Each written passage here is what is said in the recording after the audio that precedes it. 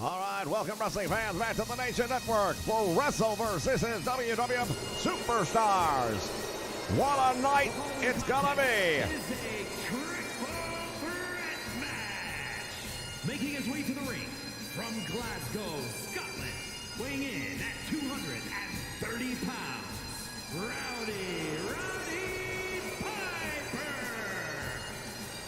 Well, you already touched on it. It's going to be a hell of a night here. Professional wrestling kicking things off with a triple threat match with three of the biggest names in the history of professional wrestling, starting right out with this dude here, Roddy Piper.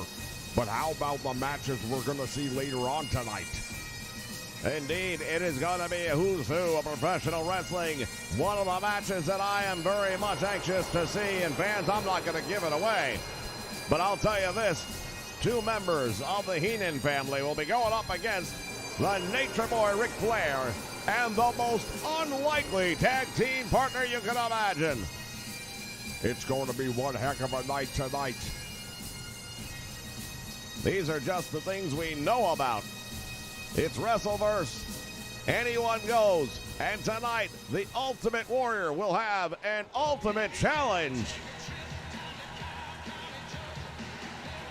And his opponents, first from Cobb County, Georgia, weighing in at 350 pounds, the Big Boss Man. Well, the Big Boss Man making his way down the aisle right now, heads into the ring, and he's not unaccustomed to having to deal with multiple problems. As a correction officer, he was in charge of an entire cell block.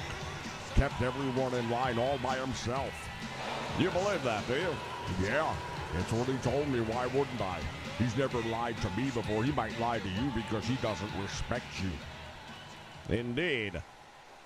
You probably get a lot of that, don't you? Especially when you go visit the home, right? And from Tehran, Iran, weighing in at 292 pounds, the Iron Sheik.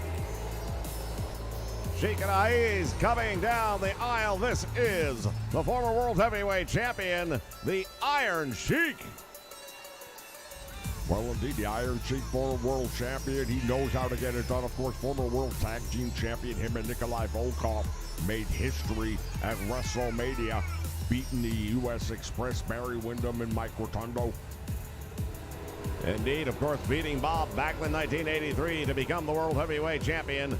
Only held the title for a couple of months before Hulk Hogan came along, and the rest, as they say, is history. This is our opening contest, ladies and gentlemen. You better buckle up. It's going to be one hell of a night. Bell sounds, all three men momentarily sizing up the opposition, and Roddy Piper goes after the biggest dog in the fight. Well, I don't know. That was a bad idea. The Boss Man is the biggest, perhaps the strongest, although I think the Iron Sheik could probably take him on that one. Well, indeed, the Iron Sheik famously using those Iranian clubs. Over 75 pounds and all the weight at the end, holding on to very narrow hand grips. If you've never seen these things, it is quite a feat of strength, and very few people have ever been able to do it. Bob Backlund being one of them. Clothesline by the Iron Sheik, and Roddy Piper sent all the way out to the floor. And now pile driver by the Boss Man. Big Boss Man now taking things over. This is what I told you, man. When you run a cell block, you got to know how to take out multiple opponents. Oh, and Roddy Piper. Maybe it was a jailbreak, but he just took out the Big Boss Man with that stick. Piper and the Iron Sheik, no strangers to one another. These two men have been on the opposite sides of the ring in the past. Recall one particular Saturday night's main event. Look at the Boss Man, comes out from behind and gets even with Roddy Piper. Well, that's something else too. As a correction officer, you got to have a good memory, and he remembers clearly. Want to welcome everyone joining us here live on the Nation Network for Wrestleverse. Remind everyone, you don't have to go away. As soon as this one is over, we're going to go right into a very special VIP lounge. Invite you to stick around for that. And now it is again Piper and the Big Boss Man Tying up an inverted atomic knee drop and clothesline from behind by the Iron Sheik, and he and Roddy Piper once again tie it up. Well, the Iron Sheik is not afraid of any man that he's ever been in the ring with. And he will do whatever it takes to get the job done. Indeed, he will, including some questionable use of those boots that we see. Why do you always want to go to the footwear? What has he ever done? What has he done? Are you kidding me? How many times have we seen him load that boot up? How do you know he's loading it up? Just because he kicks it, maybe it doesn't fit well. Did you ever stop to think of that? Maybe he's just trying to loosen it up a little. Maybe he's got an ingrown toenail. Why do you always think the worst? Yeah, I'm afraid I'm going to have to stick with my theory as the Big Boss Man bringing the boot right up into the face of the Iron Sheik. We've got sledgehammers in the ring. Seen the kendo stick already, and now Piper, a man who we know will resort to whatever it takes to get the job done. Yeah, a lot of times right now the fans might be cheering for old Roddy Piper, but it wasn't always that way, now was it? Indeed it was not. One of the most hated men throughout the 80s, Roddy Piper. Iron Sheik now with a nice move right there on the Big Boss Man, taking him down, and now Piper going to pick it up. Series of shots. And now the Iron Sheik picking his moment to attack Roddy Piper. Well, I can say this right now. All three of these dudes have really impressed me early on. They've taken a lot. Piper just got caught with that sledgehammer. Will that be enough? Yeah, perhaps if not for the save made by the Iron Sheik. This is single elimination, whether it's by pinfall or by countout. I beg your pardon, not countout, but submission. There are no countouts, there are no disqualifications. This is a triple threat match after all. And now the Sheik with a spine buster courtesy of the Big Boss Man. And there's the clothesline on Piper. He might go for the cover right here. I think he should have gone for the cover. I think he would have had him. Iron Sheik having no luck on the Big Boss Man. Oh, he dropped him on that mallet. And Roddy Piper doing what he does best as he goes right to the eyes. Oh, the Rowdy one. He is biting the head on the Big Boss Man. Give me a break. This thing has broken down, but these men knew what they signed on for. Absolutely. They knew what the rules were. And the reason I think all three of these dudes took this match is because they like a match without rules. Piper just went low. Hooks the leg, will that be enough to keep the Sheik down? 2, and he kicks out. I thought he had it right there, but somehow the Iron Sheik managing to escape. And there's a sleeping hold, the Boss Man fading. Once again, the Iron Sheik able to get there just in the nick of time. Roddy Piper looking great right now. The former World Heavyweight Champion now using that sledgehammer right to the midsection. You know, ever since Piper lost that title almost 2 years ago to the Macho Man, he has never really been satisfied here. Speaking of the Macho Man, we'll be hearing from him shortly. Going on 574 days as the European champion. A little less than that as the World Heavyweight Champion, holding both of those titles simultaneously, and the Big Boss Man almost got the win. And now he's got the Iron Sheik up on him. What's he going to do with him? Takes him over, drops him across the top rope, broke first. And now it's Roddy Piper. Rear waist lock, and Piper going to work on the back of the Big Boss Man again. Shoots him to the ropes. Big hip toss takes him all the way over. Goes for the cover, hook in the leg, gets 1, gets 2, and he'd have had him. He would have had him. Piper should have held the win, but the Iron Sheik got in there just in the nick of time to put things out. Boss Man now going one-on-one with the Iron Sheik. And this crowd, I think, is mostly reacting based on who is fighting who. Piper seems to be the overall fan favorite here thus far tonight, but the Boss Man gets the cheers when he goes up against the Iron Sheik. And he's tapping out. Yeah, but it doesn't matter. He's not inside the ring. If he were inside the ring, this match would be over. And if you're Roddy Piper right now, you know you've already had the win 2 times. Indeed, both of his opponents are lying flat on the floor. It looks like somebody bombed a drive-in movie. Once again, I want to welcome everyone joining us here live on the Nation Network as the Boss Man cleaning up with that kendo stick. Shout out to the wrestling purist in the house. Infrared TV is with us as well. DHW is here. William Weir dropping in. Welcome, ladies and gentlemen. This is Wrestleverse, where anyone goes. You gotta think this match is winding down. These guys have really put everything they've got into this match. I can't imagine how much more punishment any of them is able to take.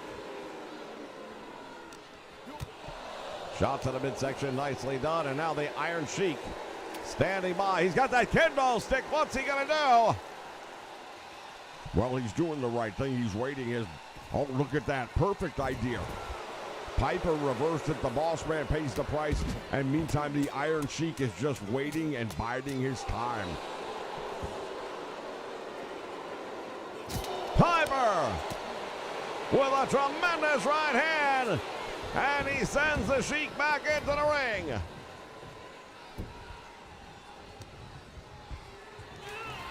The Iron Sheik is in. Oh, he caught him. Jawbreaker, and Roddy Piper just got stunned. Oh, the Cobra Clutch. No doubt he picked that up from his battles with Sergeant Slaughter. Battles indeed. Some might have even said those 2 men went to war. Oh, there it is. The Boss Man slam. Sheik is out. He got a shoulder up. That says a lot about the former world champion that he was able to do it. DDT by Roddy Piper. And he's making a really big mistake, in my opinion, going out there to celebrate. Get the win first, then you can worry about celebrating. Would you consider this to be the kind of match you would do well in? Sure, yeah. You know what I always say, win if you can, lose if you must, but always cheat. And believe me, I could cheat in this one, and it wouldn't even be cheating. Indeed. The Boss Man dropping him across the top, and now look at the hip toss by Roddy Piper. Going for the cover on the Boss Man, has a leg hook. There's 1, there's 2, and the Sheik got there just in the nick of time. Yeah, I'm not so sure the Boss Man didn't kick out even without the Sheik's help. Look at this Iranian madman into the face of Piper and then follows up with a boot to the head. Oh, the Boss Man slam. He goes for the cover. Will the Sheik kick out a second time? No, he won't. And like I said, when you run a cell block, you got to be able to take care of business, and that's exactly what the Big Boss Man just did here tonight. Can't argue with that one, ladies and gentlemen. The Big Boss Man, very impressive here tonight.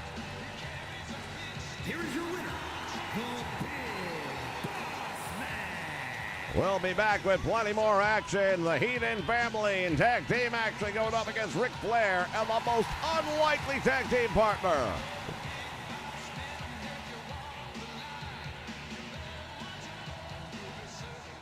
Oh, yeah. the Macho Man, Randy Savage, right now telling everybody in the locker room, look directly in the video scope, and you're gonna find out that I left an open contract on the team. Oh yeah, European Championship on the line tonight. Who's got the guts to go one-on-one with the Macho Man? Oh yeah!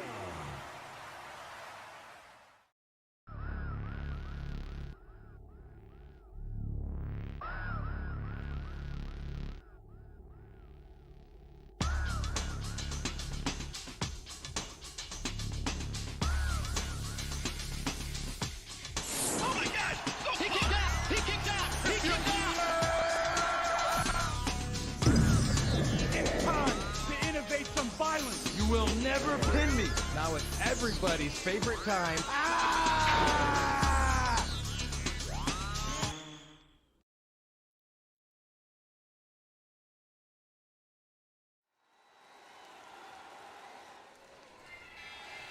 What a major announcement we just heard before we went to break from the Macho Man Randy Savage.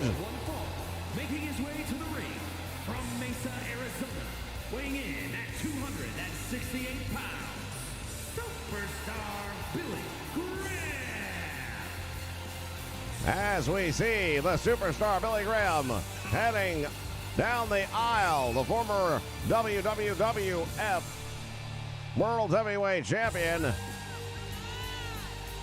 Well, I'll say one thing about Superstar Billy Graham. Some of the best have patterned themselves after him. I don't mind saying I was one of them.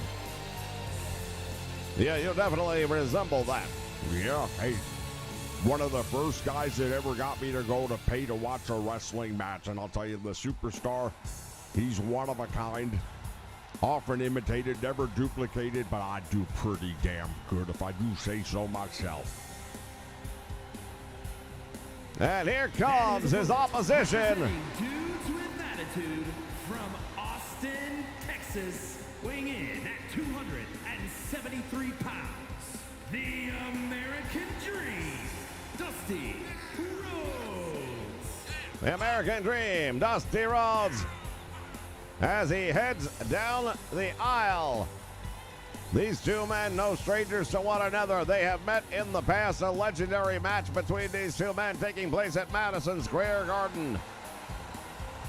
Yeah, they sold the house out. No big deal there for them. They sold out pretty much everywhere they went. Superstar Billy Graham, one of the biggest draws throughout the 70s. Welcome, Corey Andrews, joining us here as well right now, here live on the Nation Network for Wrestleverse. And another reminder, stick around after the main event. There will be a special VIP lounge right here live on the Nation Network as they collar up in the middle of the ring. Well, it's going to be real interesting because I'll tell you, the charisma that both of these men possess is very just unmatched, in my opinion. However, let's take a look at these two as athletes, okay? You've got Superstar Billy Graham with the 24-inch pythons, the real 24-inch pythons, in my opinion. And then you've got the Burger King over here, Dusty Rhodes, who never met a hamburger he didn't like. Well, the American Dream might not be your prototypical athlete, but don't judge a book by looking at the cover, because I'll tell you what, the American Dream, Dusty Rhodes, former NWA World Champion, on a number of occasions, as he's right now finds himself in a very awkward position here. Well, he did a good job of getting out of it quickly. Was going for that pile driver. And indeed, the Superstar Billy Graham could tell that was coming up, I suppose, and got out of trouble just in the nick of time. We now know that the main event is going to be for the European Championship. The Macho Man Randy Savage has left an open contract in the back. Who's going to step up?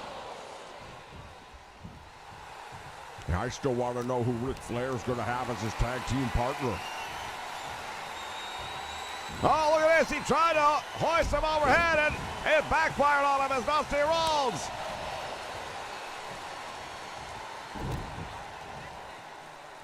And now Rhodes back stretched across the knee of Superstar Billy Graham. Graham, of course, using that bear hug to get a lot of victories. We'll see if he has a chance to put it on the American Dream. I don't know if he's got arms big enough, long enough to put it on the American Dream, Dusty Rhodes. The best defense he has for that is the fact that he likes so many hamburgers.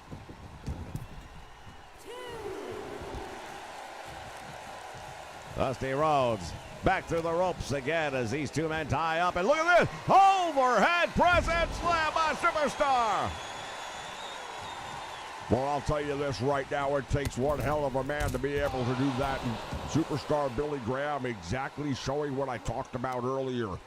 You think that the American Dream Dusty Rhodes could do that to Billy Graham? I doubt it.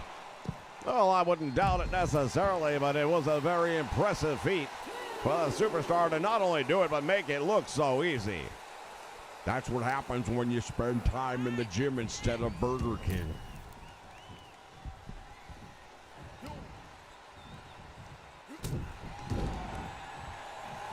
Superstar Billy Graham now taking a moment to pose for the crowd.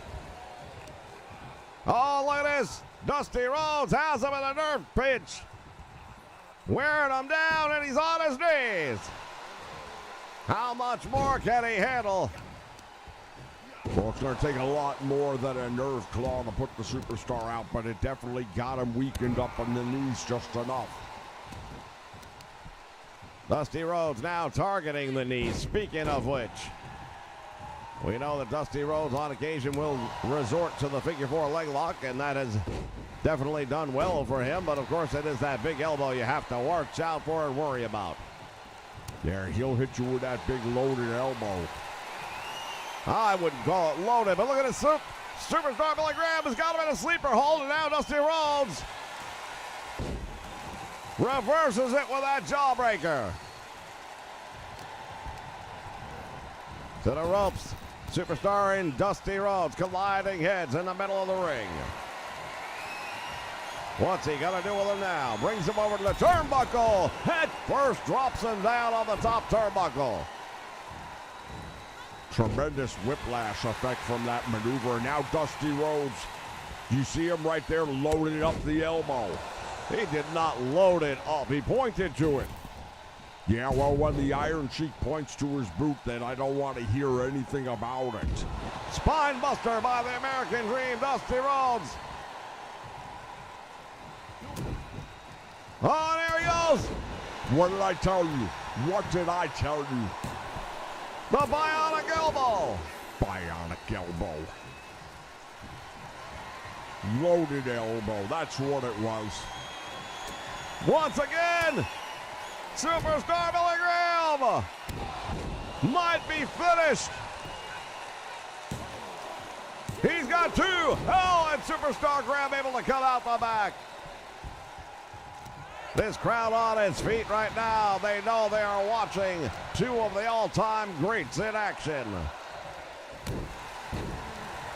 Superstar Billy Graham able to deal with not one, but two of those loaded elbows and still right back into the driver's seat. He could be the world champion tomorrow if given the opportunity, in my opinion. Wouldn't surprise me in the least. Definitely capable of doing it as he just hits and rocks the American Dream with that choke slam. Again, sending Dusty Rhodes crashing to the canvas.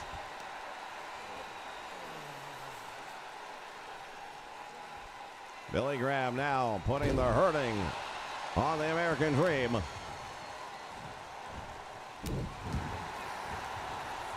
How much more do you think he's going to have to take?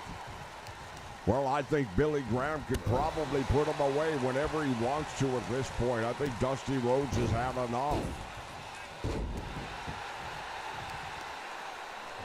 You may be right about that, but he hasn't put him away, and that's all that really matters. Big tornado punch.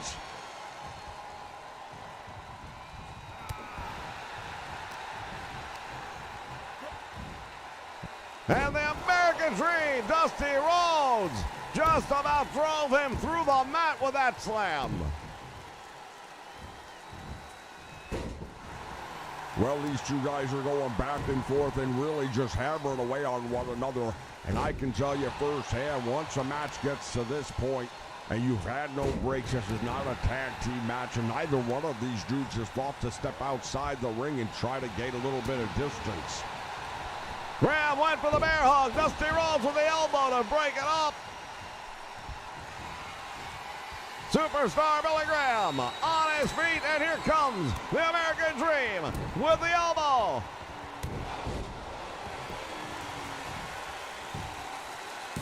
Goes for the cover, hooks the leg. He got him. What a victory for the American Dream. Dusty Rhodes here tonight. Well, I hate to say I told you so, but I told you so. What did you tell me? He used a loaded Here's your elbow. winner, the American Dream, Dusty Rhodes. We will agree to disagree because I'm telling you right now, there was no loaded elbow. Ladies and gentlemen, we'll be back in just a moment. The Heenan family in action when we return.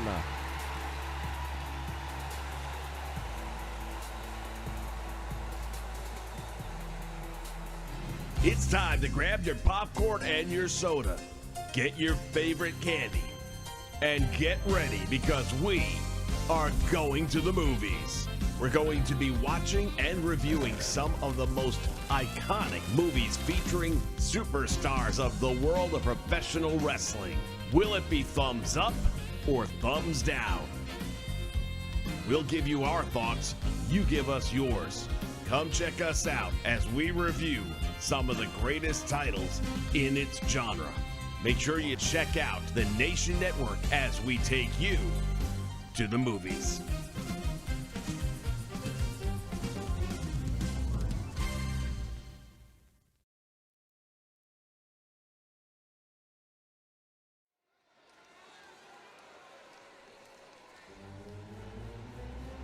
All right, fans, we are back. There have been some technical difficulties caused by the broadcaster. Nothing we can do about that other than record this in case something were to go down, and then we'll bring it to you in its entirety later on.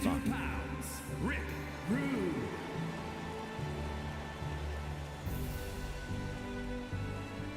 Well, we said we were going to see the Heenan family in action.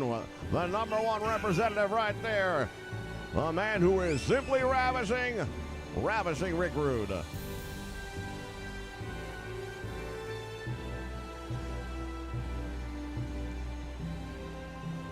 Ravishing Rick Rude looking as good as ever. We talked about guys who don't miss any time in the gym, and you're probably looking at the prototype right there. The winner of the Jesse the Body Award. Indeed. That was a fair. From Minneapolis, Minnesota, weighing in at 275 pounds, Mr. Perfect. As we take a look at Mr. Perfect Kurt Hennig, making his way to the ring right now. Former Intercontinental Champion. Former world champion in the AWA. Indeed. Representing the Heenan family, these two gentlemen are. We know that they're going up against Ric Flair. We don't know who his partner is going to be yet, but I know it is the most unlikely.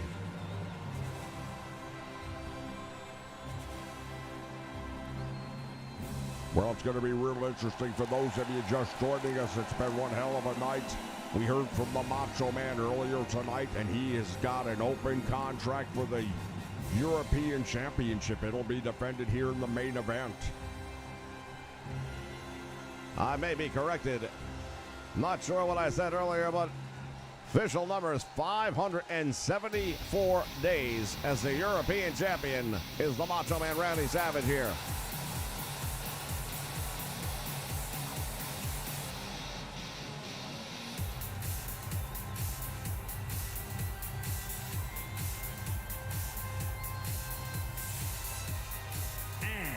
From Charlotte, North Carolina, weighing in at 242 pounds, the Natural Boy. 16-time World Heavyweight Champion. Last time we saw him here on the Nation Network, he went up against the other 16-time World Heavyweight Champion, John Cena. Battle for the ages, no doubt about it. I'm not sure that score has been settled yet. Oh, I suppose if one of those two gentlemen were to come away with the World Championship, the World Championship here in Wrestleverse, that would definitely be an opportunity that I would want to see.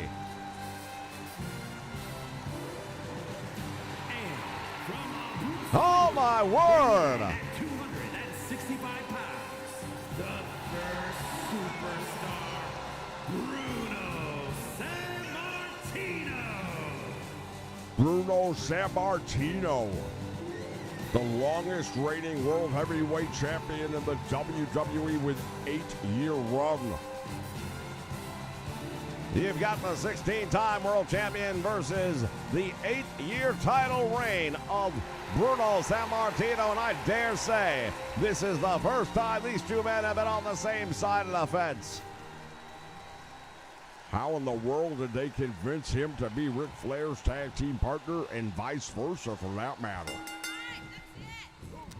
Well, we know there was a falling out between Ric Flair and the Heenan family many years ago.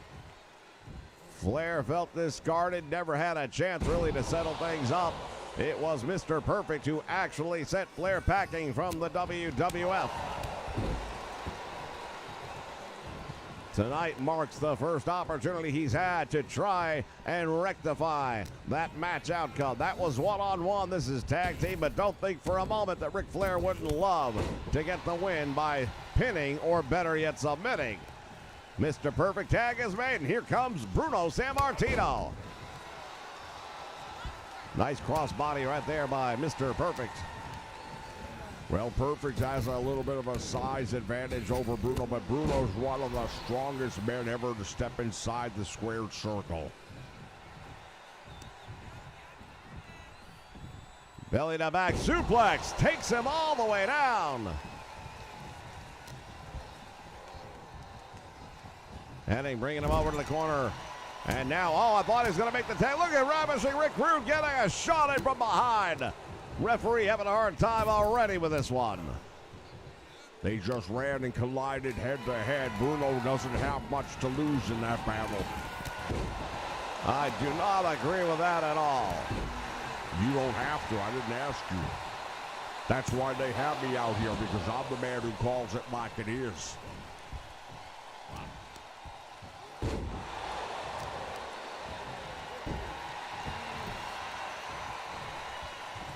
Tag is made, and now the Nature Boy Ric Flair comes into the ring.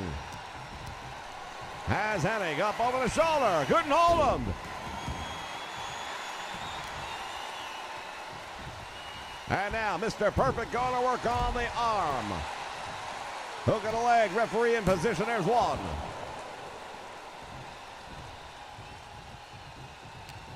Collar and elbow tie up. Flair starting to go to work. Oh, he's going to go for it now. Spinning toe hold, but we know why. He's trying to set up for that figure four leg lock. Right now, he's just weakening the knee. Smart move by the Nature Boy Ric Flair. He may be the dirtiest player in the game, but he's also one of the smartest. Indeed, when it comes to ring awareness, you won't find anyone any better. Sammartino has got Rude. What is he? Oh, my word! He just dropped him over the top rope and all the way down to the floor. What was that all about? That's how you get the attention. And now ravishing Rick Rude.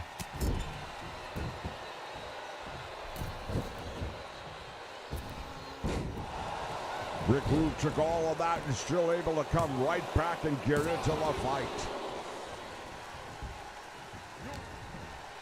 They tie up again, and now down across the knee with a backbreaker. The ravishing one making the tag, and here comes Mr. Perfect Curt Hennig. Slowly, Sammartino reaches over, makes the tag, and here comes the Nature Boy Ric Flair. I beg your pardon. Goes right back to Flair and Hennig, and this is what the Nature Boy wants, no doubt about it. There are those knife-edge chops, and Ric Flair lays those in like nobody's business. I have seen him split many people's chests wide open with those chops. Had the abdominal stretch on, ravishing Rick Rude. Able to get in there and break it up. One of the things that really bonds, I believe, ravishing Rick Rude and Mr. Perfect, aside from being members of the Heenan family, is the fact that they're both from the same area in Minnesota, Robbinsdale. Yeah, went to the same high school and everything. Both men have come up through the ranks to get to where they are here. And it is ravishing Rick Rude running into that knee, or more aptly, Flair driving the knee into the midsection of ravishing Rick Rude. Well, Flair's not going to out-muscle ravishing Rick Rude, but he very well might outsmart him. And now the ravishing one has an Nature Boy up, pile driver. Well, that could do a lot of damage. Everyone knows about the plane accident that Ric Flair was in, crash landing. Had a severely damaged neck, was told he would never wrestle again, but joke's on the doctors, he wrestled quite a career.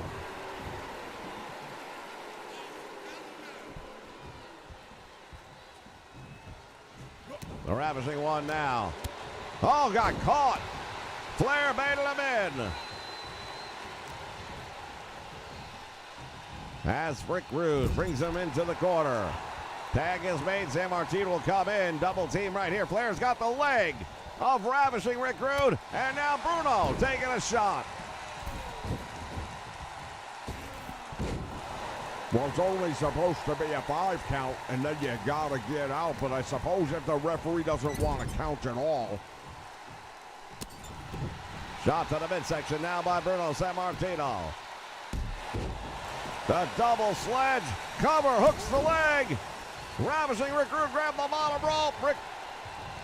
Referee didn't have to worry about that as Perfect got in there and broke it up as well.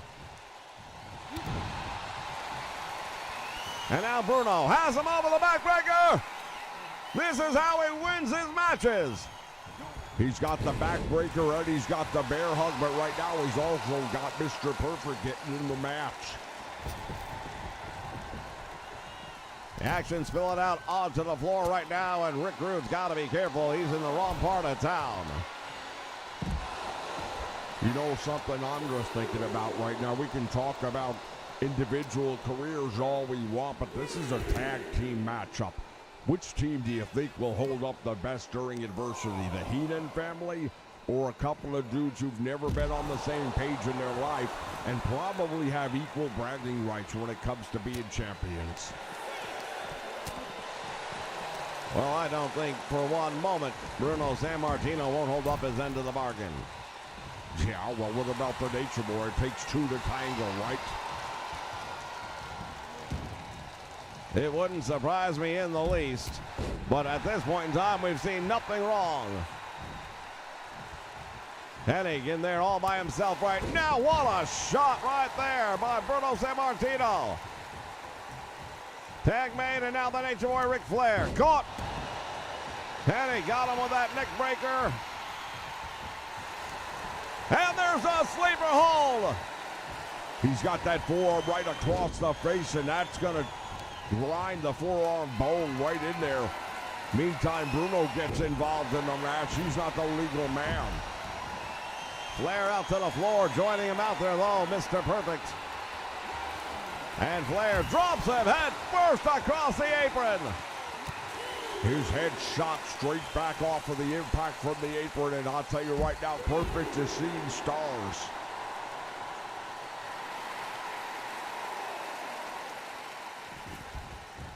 The Nature Boy, Ric Flair, unloading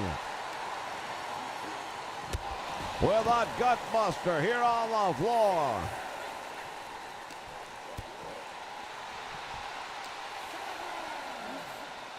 And he just rams Hennig into the apron.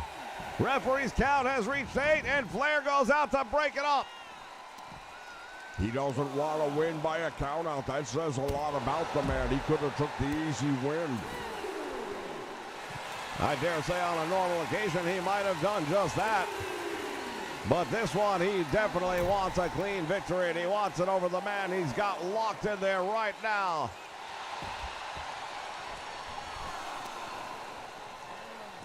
Into the steel steps he goes, and Flair's in trouble. Well, let's see if Mr. Perfect wants it as bad as Ric Flair. Is he willing to break the count? Oh, Bruno just caught him. Flair back in the ring. Perfect doesn't know where he's at. Flair's going to go with a figure four leg lock. This could be it. He's got it on him. And Perfect in trouble. Will Flair get his revenge? No, Perfect able to turn it over, and Flair's going to have to release the hold. Referee finally putting a count on the Nature Boy, or I beg your pardon, on Ravishing Rick Rude. Yeah, you just naturally believe it's going to be the Nature Boy. Hennig trying to get Ric Flair. And now Flair winding him up. That step over toe hold made famous by the Funks. Dory Sr., Dory Jr., and of course Terry Funk using that spinning toe hold to win many a match. Tag made once again. Bruno Sammartino comes in to do more damage to Mr. Perfect Kurt Hennig here. Sammartino unloading. Well, Perfect got his hands up to cover his head and his face. Bruno just went to town on the midsection since he left it unprotected. Can't blame him for that. Sammartino thinks he's got him.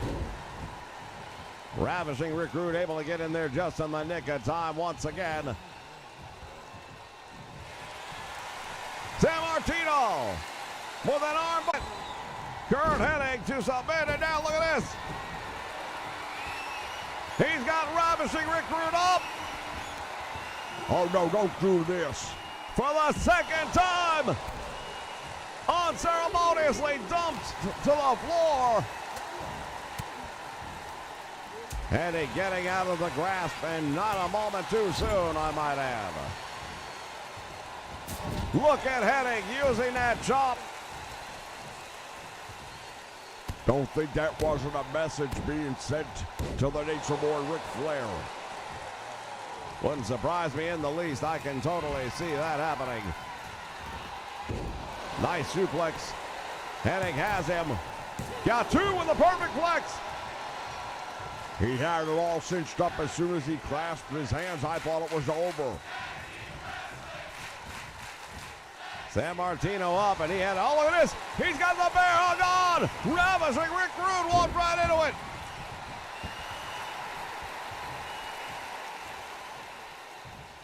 And now Sammartino just dispatched Mr. Perfect Rude on the floor. What is Sammartino doing on the top rope? Oh my word! Bruno Sammartino just launched off the top rope all the way down onto Rick Rude. Unbelievable. To say that is not a part of his normal repertoire would be an understatement. And now Sammartino slamming Rude once again on the hard floor surface here ringside.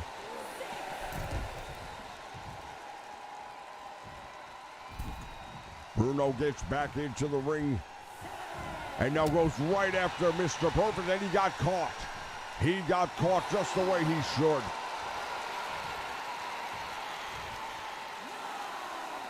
The count continues. I don't think he's going to beat it. Oh, he did. He beat the count back there. What's with this referee? The referee says he did not. Oh, that is a bunch of bull right there. He beat that count back in, and you know he did. All I can say, ladies and gentlemen, is this was one for the ages. Perhaps nothing settled here. We might have to see these guys go at it again. I should say so, because nothing has been settled. Ravishing Rick Rude, you watch the replay right here. He got underneath the rope right before the 10 count. Referee gives the win to the Nature Boy Ric Flair and Bruno Sammartino. When we return, the Ultimate Challenge here as part of Wrestleverse.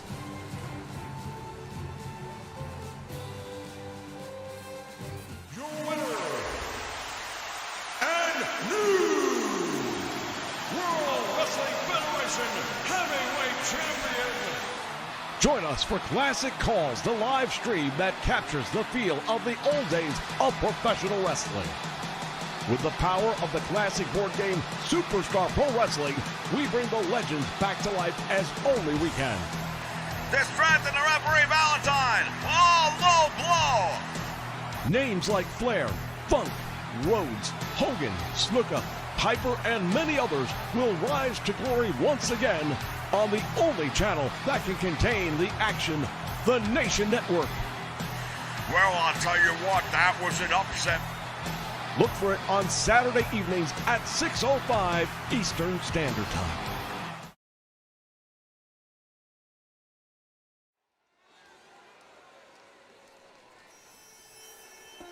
And we are back, ladies and gentlemen. This is Wrestleverse, where anyone goes. Who have we got here? Oh my word! That's Veer Mahan. The following is scheduled for one fall, making his way to the ring from Uttar Pradesh, India, weighing in at 275 pounds, Veer Mahan. Veer Mahan will be going one-on-one with the Ultimate Warrior. What a match this is going to be.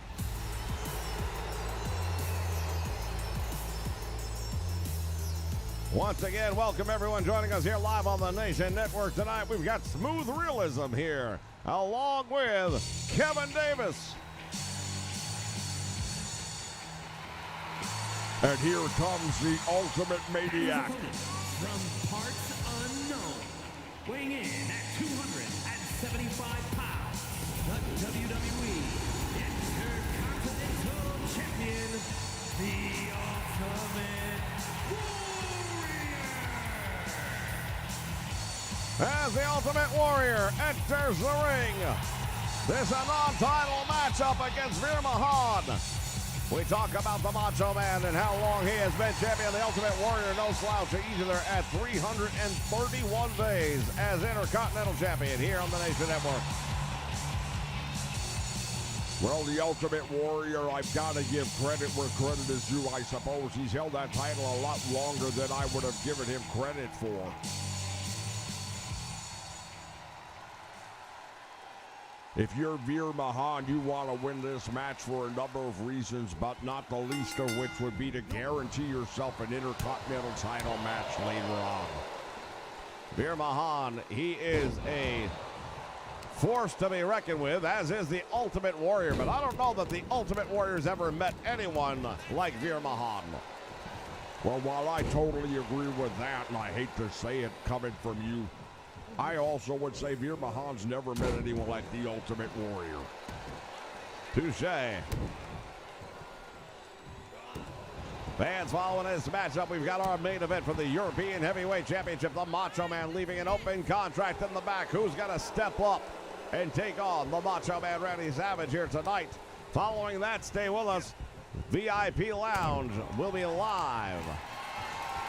Anything can happen in the VIP Lounge. That's something we've seen over the years. Head first into the top turnbuckle. And now the Ultimate Warrior pulling Veer Mahan out of the corner. Has him up in the air and down with a suplex, nicely done.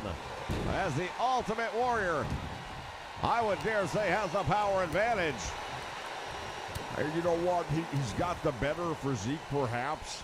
But Veer Mahan is a monster of a man, so I don't know how much I would say he's got the strength advantage. They look, they're built differently, but I say from a power standpoint, I might say Veer Mahan has it. Well, we'll find out as this match progresses, no doubt about that. Veer Mahan pulling back on the leg. Ultimate Warrior's got the shoulders down, but out on one.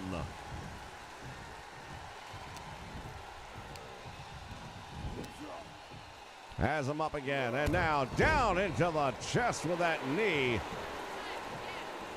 Veer Mahan. You gotta wonder if he didn't take any pointers in the back from the Iron Sheik. Why? Why would you even think he would? I don't know. They both seem to have that same aura to them, in my opinion. Really? Veer Mahan and the Iron Sheik? What do they have in common exactly? They're both maniacal. They will both do anything to win a match. They are both desperate when they are back against the wall. Sounds like you could say that about almost anyone in the locker room then. Why the Iron Sheik? Veer Mahan dropping him with a DDT. And now the Ultimate Warrior rolling out to the floor. Both men stepping through the ropes at the same time. And it's a clothesline. Ultimate Warrior's got him over the head. He's got him and drops him down. Big splash. Well, that might be all she wrote for Veer Mahan. The ropes are right there if he can just reach over and grab it. He got a shoulder up. Well, that's not something you see happen too often, and that just goes to prove how tough this dude really is. Warrior once again. Nobody home. Oh, and Veer Mahan had one of his own. What a move right there. Just clobbered him with that body splash. And a devastating clothesline. Veer Mahan pulling the lifeless body of the Ultimate Warrior away from the ropes. Is he going to go for it? You wonder why? I think of the Iron Sheik. That's the reason. Well, it's not the camel clutch. It's a half clutch of anything, and it works the body differently. Ultimate Warrior able to power out of it, but how much damage was done? I dare say quite a bit, if you want to be honest, because that is a grueling maneuver. Really torques the body, and he's going to get ready to do it a second time. Oh, the Warrior, look at the face of the Ultimate Warrior. Sheer exhaustion is what I saw. He's not done. Warrior comes up with a flying shoulder tackle, and now Veer Mahan pulling himself up with the ropes. And the Ultimate Warrior driving him into the turnbuckle. And again. Oh, these two men giving everyone their money's worth tonight, no doubt about it. Shoots him to the ropes, back out front they collide. Here's a press overhead. What a slam by the Ultimate Warrior. Well, I call him the Ultimate Maniac, and there's moments like that where I feel justified in doing so. The Warrior's got him up and drives him straight down into the canvas.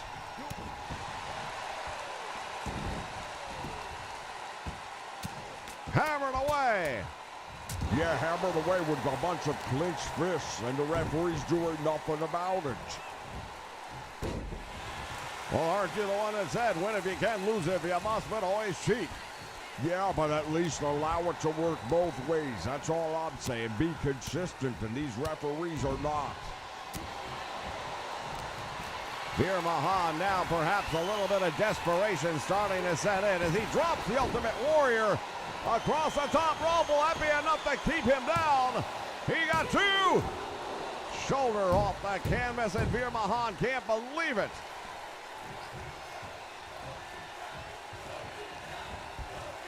Ultimate Warrior caught him. And now dragging him away from the ropes, but I believe way too much time has lapsed. Yeah, Veer Mahan's not down enough for a pinfall right here, and the Ultimate Warrior's got to know that. He's trying to pull him away from the ropes, but to what degree? Oh, he hits the ropes. Look at his Ultimate Warrior with a splash. 1, 2, he got him.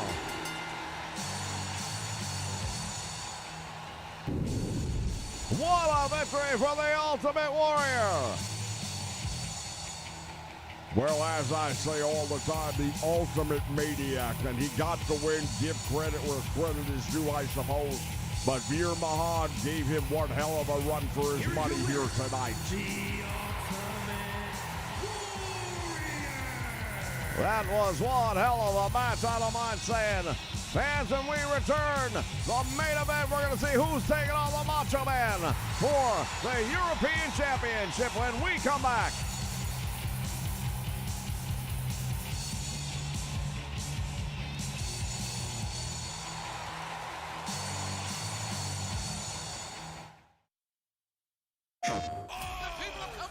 AEW Fight Forever was revealed to the world. I can't believe it, I just saw And the reaction was nothing short of spectacular. Bring it, let's see it. I'm better than you. Oh my God, incredible. Do you remember the feeling when you could just pick up and play a video game? That feeling is back. Are you ready to reignite the magic? AEW Fight Forever Has deep career modes. You can create your own wrestler, like me. And use all of my signature moves. Battle it out in some of my favorite matches, like Lights Out. Falls count anywhere. And don't forget about the weapons. All the weapons. Now it's time for you to create your unforgettable moments. AEW Fight Forever, coming soon.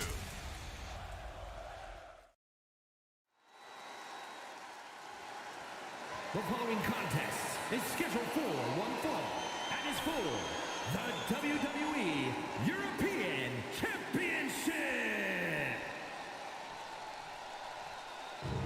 This is our main event, ladies and gentlemen, and are you kidding me? Whoa. Making his debut here on the Nation Network, that's Harley Race. That's King Harley Race to you. Former NWA World Heavyweight Champion.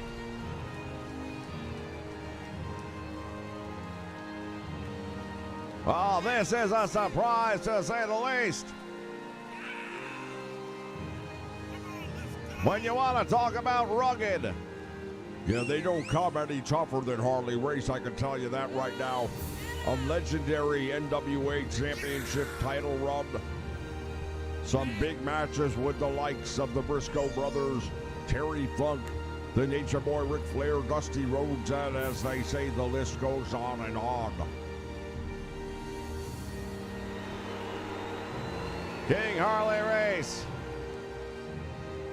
Stepping in through the ropes. Never looked better. Oh, this is going to be one hell of a showdown between he and the Macho Man Randy Savage for that European Championship. I'll tell you what.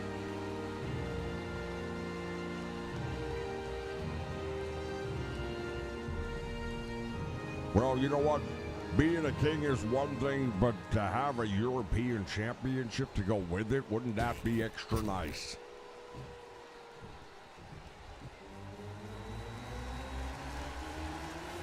The Macho Man Randy Savage, the most decorated champion here in the verse. With both the European and the World Heavyweight Championship.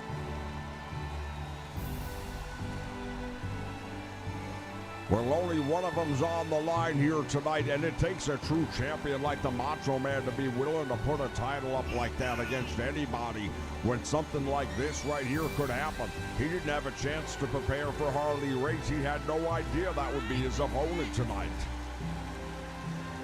Well, there are those that would say that it's not the smartest thing to do either, but the Macho Man has never been short of confidence, that's for certain.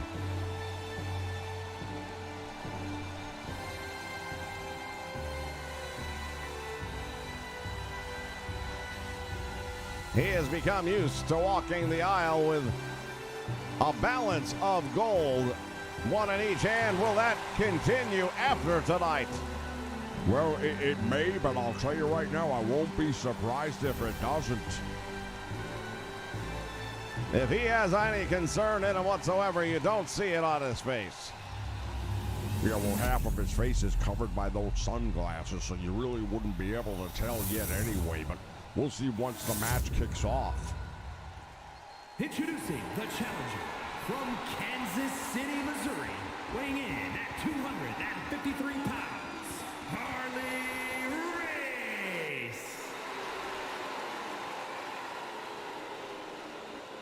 And his opponent from Sarasota, Florida, weighing in at 239 pounds. He is the WWE European Champion, Macho Man Randy Savage. A Macho Man Randy Savage with everything to lose, not much to win. King Harley Race with the opportunity to not just call himself the king, but to actually be the European champion. Well, it would definitely add a little bit more clout to the claim. I have to agree with you on that. With the track record Harley Race brings here to this match tonight, I tell you, this is a coin toss for me. I can't pick a winner. Bell sounds, action's underway, the main event underway. And the Macho Man wasting no time at all as he comes crashing across the ring into the challenger, Harley Race. And now Harley Race doesn't seem to understand who he's in the ring with. Yeah, the Macho Man much faster than Harley Race. He'll have a speed advantage. He's got a youth advantage. But Harley Race is a very tough, raw-boned, grizzled veteran. He will grind you into the ground, given enough time, and deceivingly able to go the distance. Indeed, his cardio will keep him around into the late rounds, as they say. Able to absorb an enormous amount of punishment. And here's the Macho Man. Through the ropes, out, a tackle. And now Harley Race with a knee right to the face of the Macho Man, the European champion. Trying to get back, and he does. Well, the Macho Man doing the right thing, sending him back into the bottom rope to make sure this is not a count out. He wants a clean win, I guarantee you that. Well, you would know as his former tag team partner. Absolutely. Oh, now choking him out right there in front of the referee. Yeah, this referee hasn't exactly done what I would consider to be a stellar job here tonight. Not at all. Goes for the cover, hooks the leg, got a 2 count. Harley Race got the shoulder up. Well, if these two dudes keep going back and forth the way they are, I can't imagine this match lasting very much longer. Nice gut wrench suplex right there by Harley Race. Follows it up with a rake of the eyes.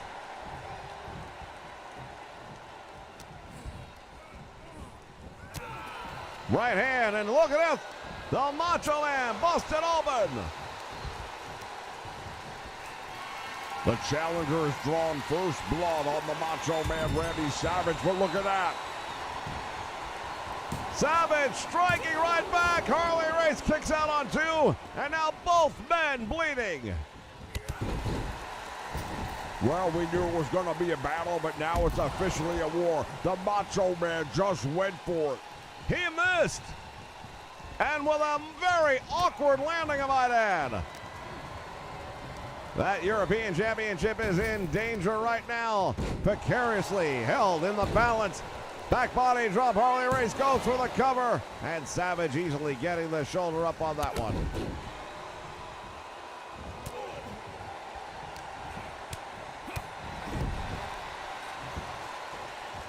Well, the Macho Man battling his way back and now going after the leg. We saw that spinning toe hold used earlier on tonight.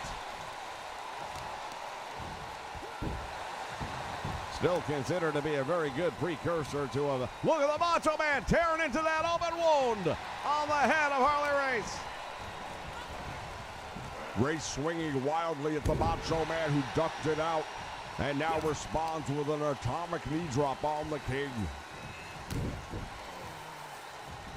Couple of stiff kicks right to the midsection, and now the Macho Man following up with that clothesline. Going all the way up to the top rope. What's he gonna do? Savage gonna go with the elbow. And Harley Race was not there. Yeah, but again, now we're starting to see the youth versus the age, in my opinion. The Macho Man able to recover much faster than Harley Race. Very good point by my broadcast colleague here. Indeed, it does appear that Harley Race having a harder time dealing with the after effects of some of these shots. But as I stated earlier, he is a tough, grizzled veteran. Do not count him out.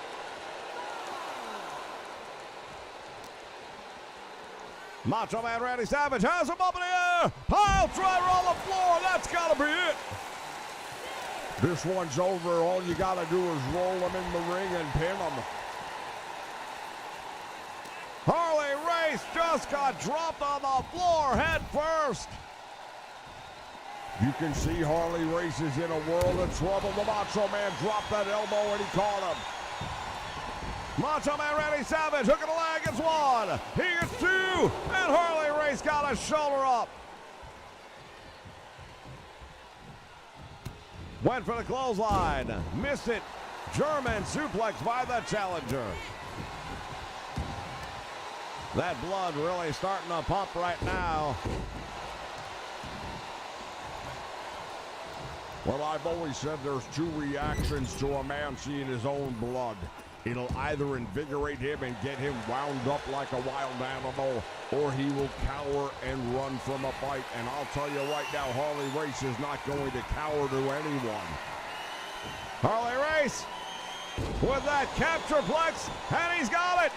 Shoulders down, there's two. He almost became the new European champion. 2 3/4 count, and I would have bet money he was going to be the new champion right there. As he unloads with that right hand, and this crowd chanting "Fight Forever." Harley Race doesn't want to hear it. Yeah, well, he's not paid by the hour, so he doesn't want to fight forever. He wants to fight for a minute. Macho Man in trouble. Harley Race. This could be the big headbutt. Oh, he steals up Page from the Macho Man with that diving elbow. Well, he should have had a little bit more ring awareness, because if he would have pulled that foot away, he would have had the win. Again, the cradle flex. And he clasps the hands together. Shoulders are down. There's one. There's two. He got him. The 574-day title reign of the Macho Man Randy Savage just came to an end. We've got a brand new European champion in Harley Race. And the new WWE European champion, Harley Race. Well, that's how you make a statement on your debut. The new European champion, ladies and gentlemen. Stick around. We'll be back in just a moment with the VIP Lounge. Oh, my.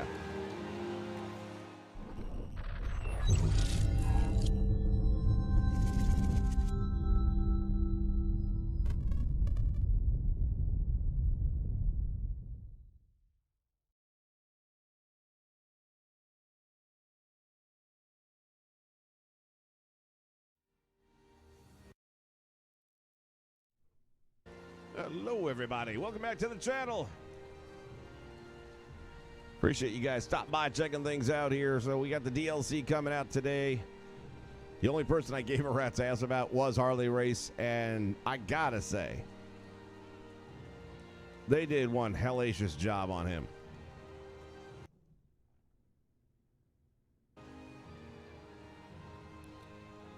Let me see. Where's this at here?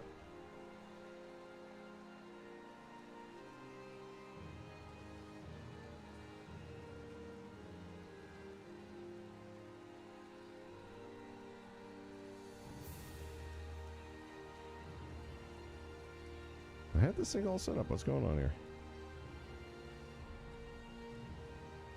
Don't want that. Or do I? Hold on. Yeah. Oh, never mind. Oh, my bad.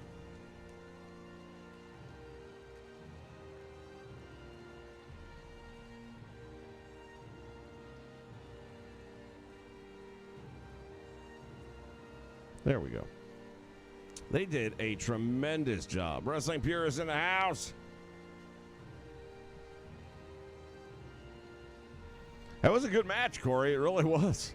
I thought there when Macho came off with the elbow to the back of the head and neck area there, I said, oh, that's probably going to be it. He's going to roll him over and get the win. So, and that's what I like about this particular match. I thought it was pretty accurate in the sense that he out-wrestled and out-fought him, and he had the youth factor, and it felt like it. Harley was a little bit more lethargic. But, man, Harley was just that beast that just take all that shit and still just come back. It's kind of like a George Foreman, man. He'll take a whooping and then just land that one shot. But when you talk about the looks of this model, I mean, holy shit, did they knock it out of the park for somebody they clearly could never have scanned. The tattoos are amazingly well detailed. They had to be hand-drawn, I'm sure. The hair, and one of the things I'm wondering about is if that hair model is now available in DLC, or in Community Creations, rather, for Create a Star. Because that would be great if you're making a Sid Vicious. I'm not, but I'm just saying that would be a phenomenal style of hair for Sid Vicious. Anybody else you can think of that would work with that hairstyle? I'll tell you, Infrared, I kind of wanted it because him having the two titles has been kind of cool. And I like the two title entrance, and I'll miss it. But I do think it's better to have more titles out there spread up. And he's held it, no lie. I mean, it's been since over a year ago on the channel that he won the damn title, going back to the last season before it became Wrestleverse. So he's had that around the waist for a very, very long time.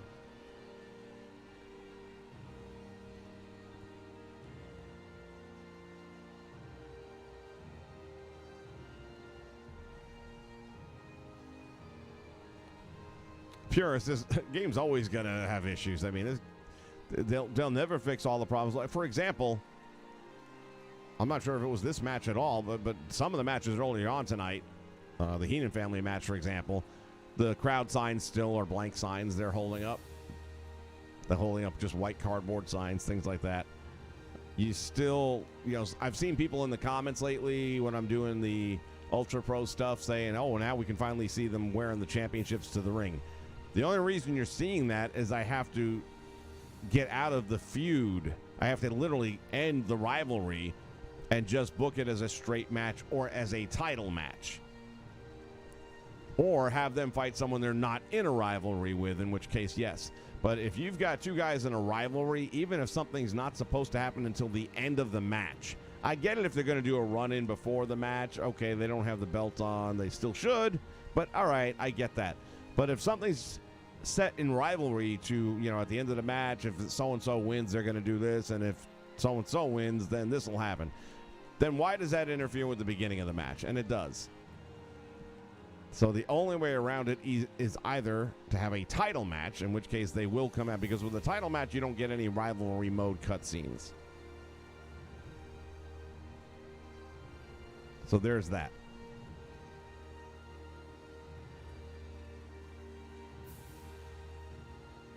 Oh, yeah, there's definitely some storylines going in Infrared. I already got one now. I knew if he won the match where I was going to go with it, so. Darth Baka.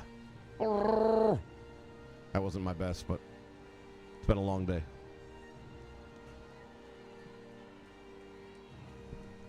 But I'm, really happy with this, the way it turned out. Let's get a closer look at this thing. And looks spot on the same as the friggin' picture they use there for the graphic. No. Downloaded that Iron Sheik the other day as well. It's been a rough year, man. And the Iron Sheik got Superstar Billy Graham. These guys were all gone a little bit earlier on. Of course, Flair's still with us. I kind of like that match, too. I thought it was a good matchup. The computer originally had set this thing up, and then after I logged out, logged back in, it was gone, but I put it back in. I said, no, that's one I wouldn't mind watching.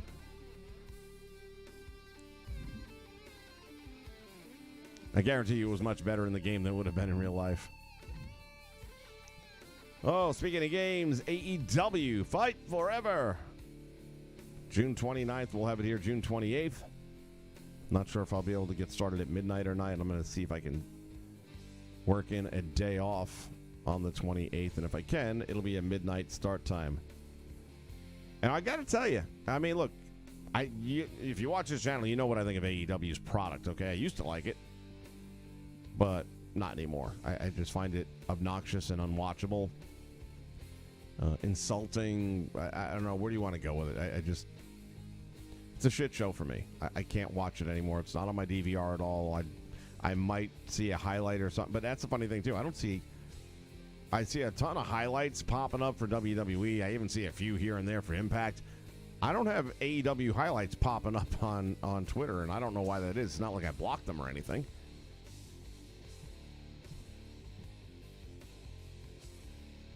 Well, Infrared, here's what I was going to say.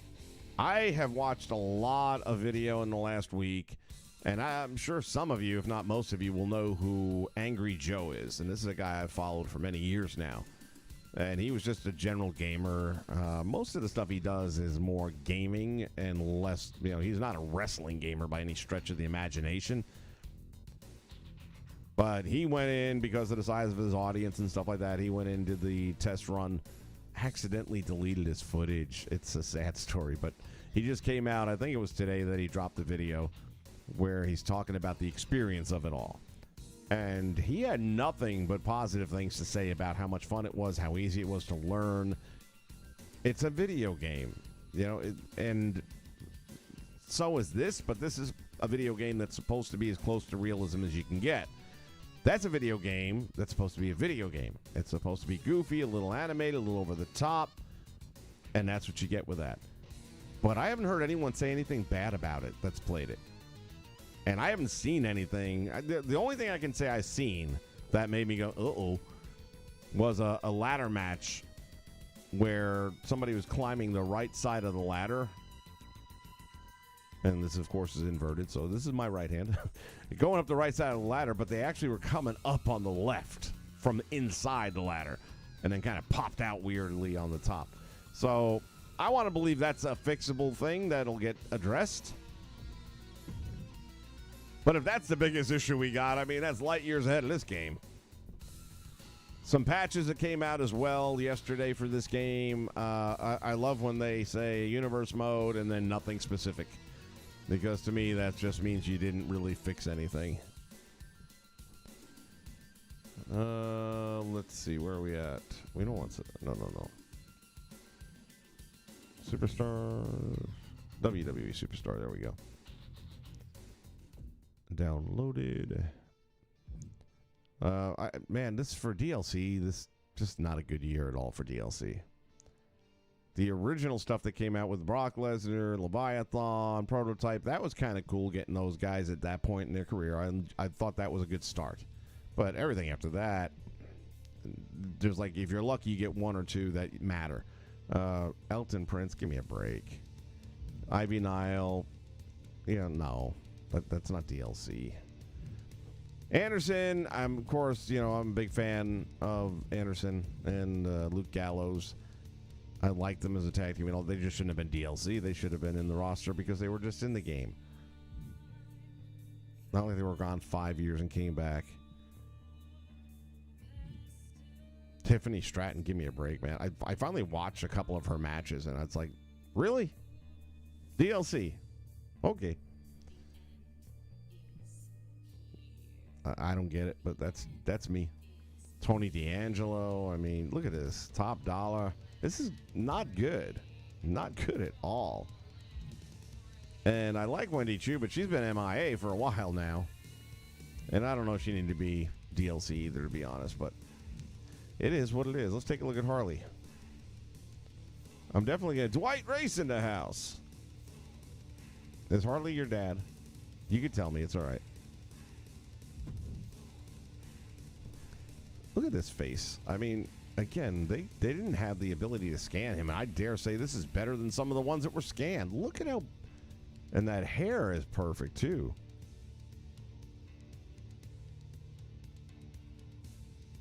I don't get it. Why can't they do this?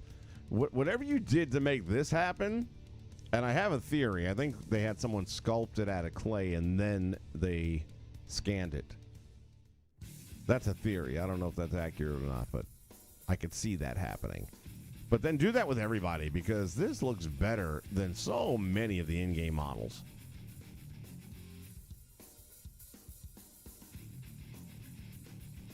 And again, these tattoos, I mean, unless they had some sort of reference material left over, but I mean, when would he have ever been scanned for the WWE in a video game? Especially high res like that? Nah. So I got to believe somebody out there drew that up and did a spot-on job with these tats.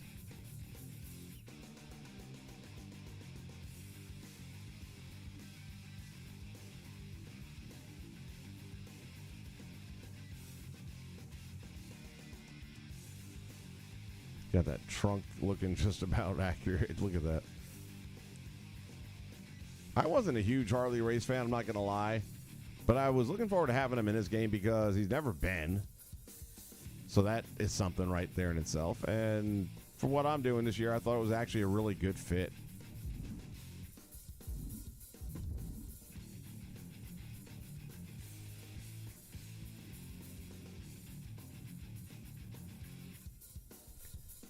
Purist, I would have loved to have the OVW arena, even though they don't have the OVW rights. So they couldn't have done it right. They could have done a facsimile, though. They could have gone with the ring colors and all that stuff. They just couldn't have used the letters OVW. Could have made it VOW or something else if you had to. Excuse me. Woo. Been sneezing all day. We got a rodeo over at work, man. Surrounded by horse hair and shit. Been sneezing like a fool today.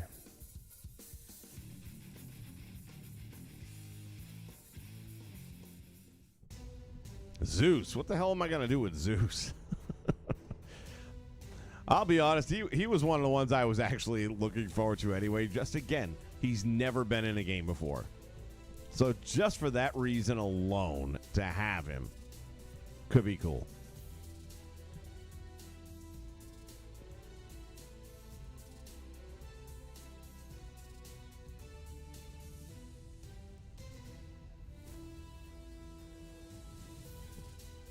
All right, Dwight, I'll definitely take a look at that. Always like seeing what other people are doing out there.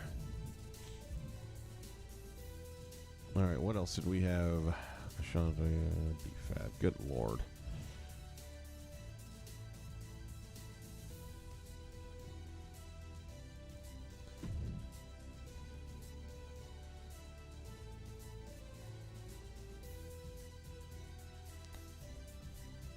Physique is really spot on. Face looks good too. I still think Harley's looks better, but this is good. Great detail on the hair.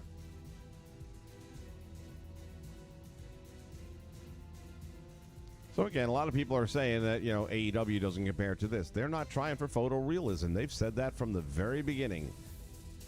So anyone who's not paying attention, blame yourself. But they've been upfront about that, and I'm fine with it. Make a good game. And what's good about what they're doing is that they're going to stick with that one game, and they're just going to keep updating it. And I don't even care. Like, if they add 3 or 4 roster members every few months or every month and a half, whatever, just to keep it fresh, and there's a couple of dollars charged for each one, even up to $5 would probably be my limit. Now, I'll tell you the only thing about AEW that I've heard that it really isn't sitting well with me, and I'll wait to pass final judgment once it drops and we see how bad it is that if you make a created wrestler, the only way to make them competitive with the in-game roster is to go through the all-elite mode. Now, if that's anywhere near the length of my rise, then fuck off. I'll do it once, but that's it. Now, maybe we'll get lucky. There'll be a cheat where you can then take that wrestler and copy him, and it'll have all of his stats, and then just go in and edit that wrestler up to make it look like a new one. But if you seriously got to do that over and over and over, I wasn't really planning on creating a lot of wrestlers for the game. I was just going to go with the main roster and maybe make one. But now that I've heard this, I'm like, yeah, I will make one. Maybe if they have the parts. That's another thing, too, I've heard, is that the creator wrestler doesn't have much to work with, at least not yet.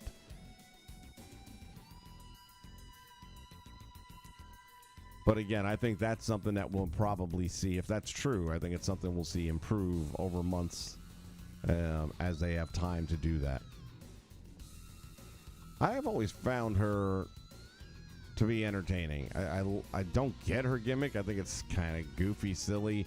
I think she would be a perfect fit for Glow Wrestling back in the day with this little onesie sleepover pajama thing, and the fact that she comes in with her. I mean, when they say a wrestler's personality in ring is just their real personality amped up, what is that saying about her right now? Because I'm confused. Is she sleeping all the time? But the way she's tied it all together, and I can't imagine this would make it to the main roster. I think it's good for NXT, but she'll have to somehow along the lines become just a wrestler, I think, and come up with a better gimmick. Chocolate chip ice cream cones do look pretty good, though, right now, I'll say. I think she's a good worker. Let's put it this way. I could sit through her match before I could sit through pretty much every other DLC person we've seen up here.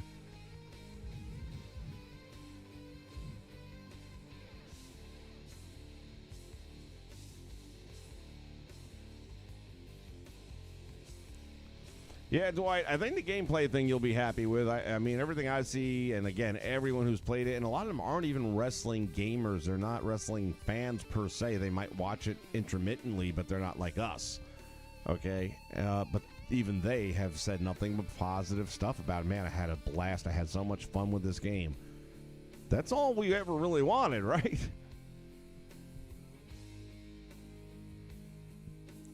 Almost versus Zeus. You really want to have a 5-star classic there, don't you, Kevin? Chuck, what's up?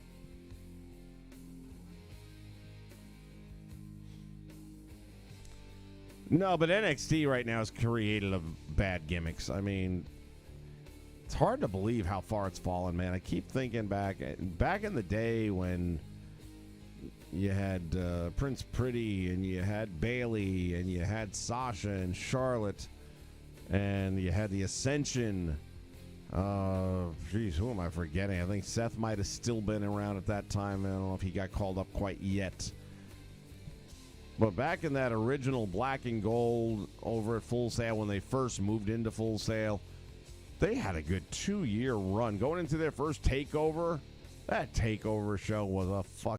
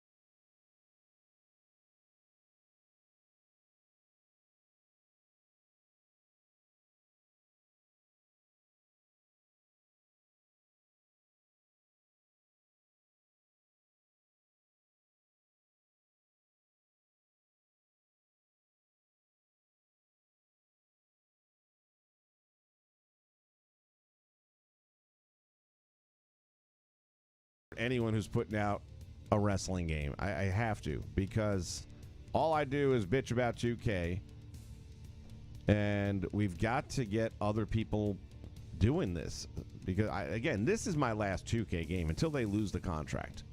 I will not buy a WWE 2K game.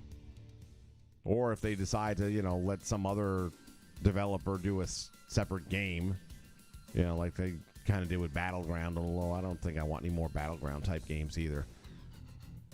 But depending, I'd have to wait and see. But so far as 2K, no. I just don't. The only way, look what happened to Bud Light.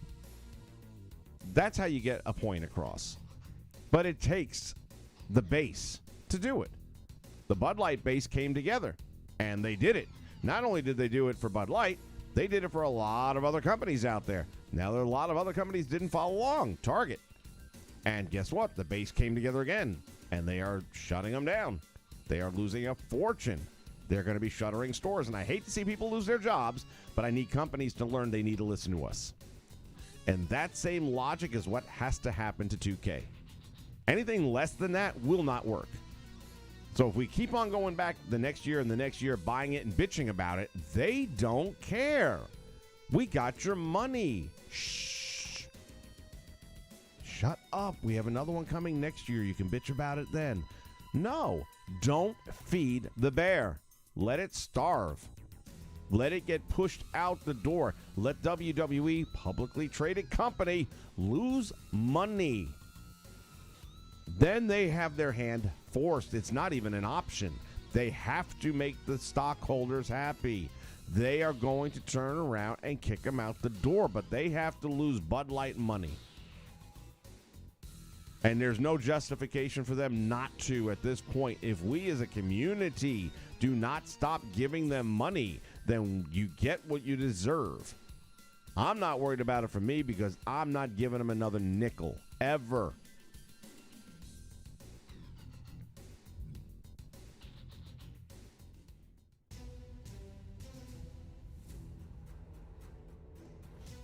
Yeah, 19 had a solid roster, not like this. Yeah, Dynamite, that's what I thought, and I don't even record AEW anymore. There's no use for it. I might watch this premiere episode of Collision just for the historic value, and that's literally the only thing I can say about it. They would have to do a phenomenal job on that show to impress me somehow to get me to come back for another episode, but that one episode I may end up watching.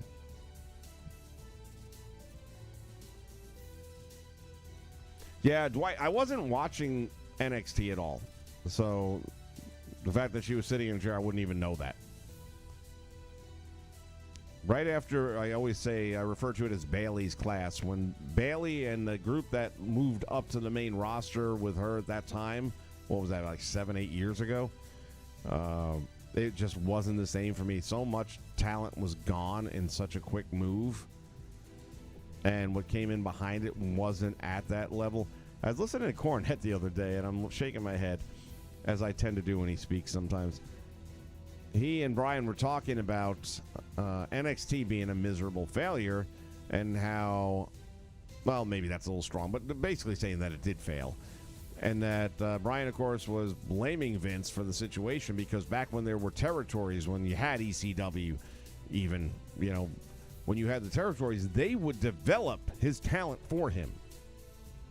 And then he could pull them up, and they're already recognizable names, and they've already gone through the proper vetting. And you could have your superstars ready to go. And now that he's run them all out of business, you have to have NXT, and you have to train all these people. Well, now you're just training athletes. You don't have them.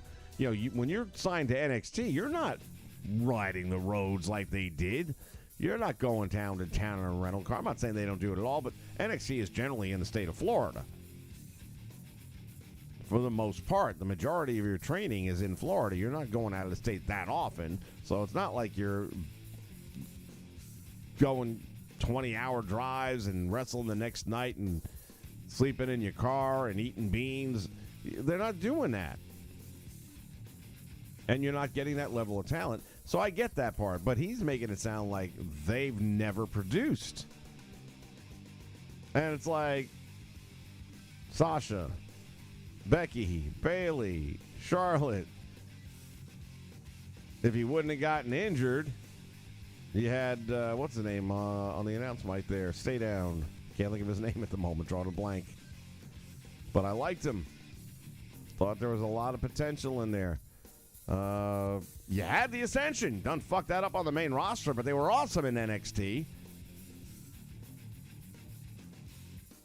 You got Roman Reigns. You had Moxley.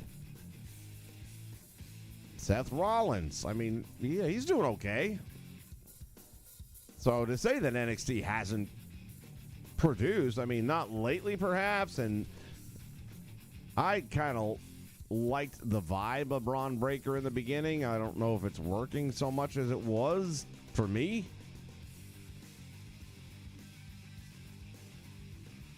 Again, to each his own on that.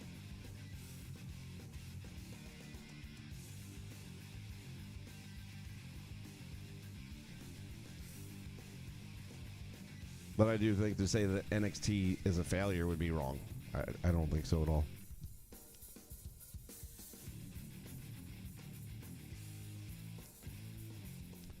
I've been a WWE guy from 1982, okay? Actually, probably even earlier than that, technically. I just didn't know what WWE was, old WWF back then. But I grew up watching Bob Backlund defend the World Championship. I watched Pedro Morales and Morocco trade the Intercontinental title back and forth. I watched Santana, of course, yes, but Tony Gurria and Rick Martel lose the tag team titles to Fuji and Saito. So I go back a little bit, okay? And back in the Northeast, that's all you had was WWF. You didn't know any better. I hadn't even gotten into the wrestling magazines yet, so I didn't know that there were others.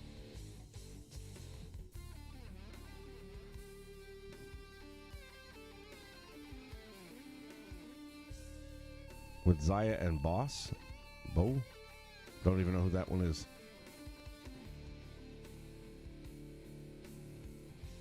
Yeah, I mean, the price wasn't a big jump, and you're going to get all the stuff you can get with it. And again, it's just another company that's finally making a video game for wrestling. That was enough.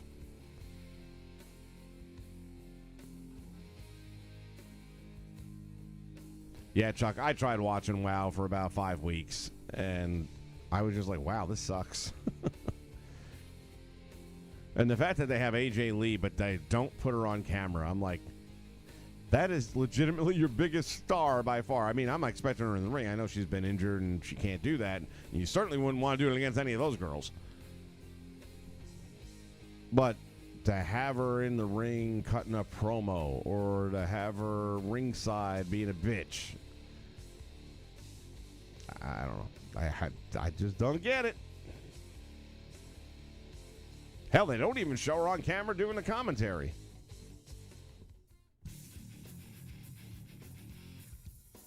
What's up, Roy? I honestly think my rise was, too long. Oh, you're saying too short? Yeah, I'm saying too long. Again, the only reason a lot of people, myself included, played my rise was to unlock things that I feel I paid for. And when I say I feel I paid for, I fucking paid for them. This game was, what, 120 bucks? W's. And for 120 bucks, motherfuckers, I don't need to unlock shit. I unlocked the bank. That's what I unlocked. I still haven't done the female version, so I know, like the Molly Holly, I haven't unlocked her, which I just don't care about Molly Holly, so it's not a big thing for me. And I'm sure there's some hairstyle or something else in there locked. I don't even know what you unlock in the women's My Rise, but a lot of people do tell me that it's better than the men's, which would be good because I didn't think the men's was particularly good. It wasn't horrible, but... And then I had to replay the second half of it over again when my system crashed because I hadn't backed it up. Thank God I was at least halfway through. It wasn't terrible.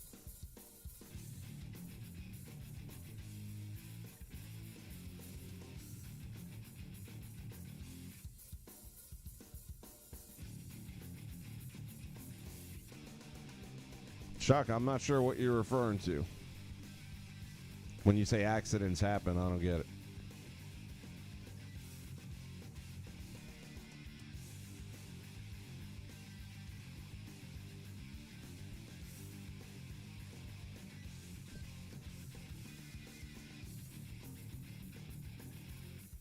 I mean, what happened to Owen Hart, that was just come down to the rigging company at the end of the day. They didn't know what the fuck they were doing. And yeah, WWE went on the cheap, and you shouldn't have done that with a guy's life. But it wasn't because somebody in the ring did something so stupid that they weren't qualified to do. It was somebody as a third-party vendor that was not qualified to do what they did.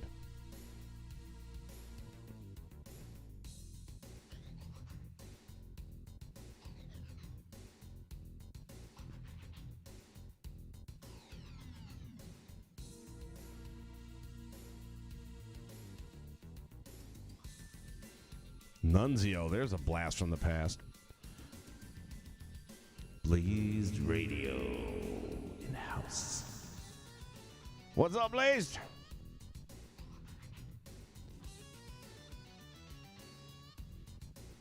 A little bit of everything, man. I just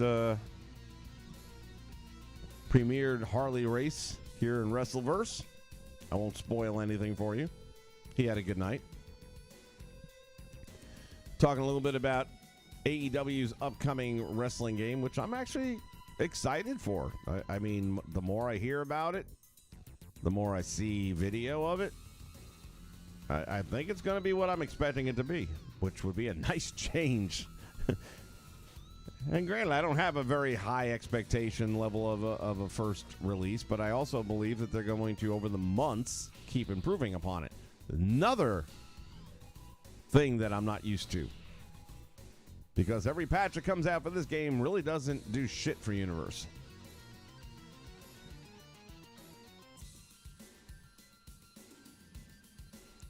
Up, Chuck. Nicely done. I see what you did there. What did Kevin, what did I miss? Did I miss something here?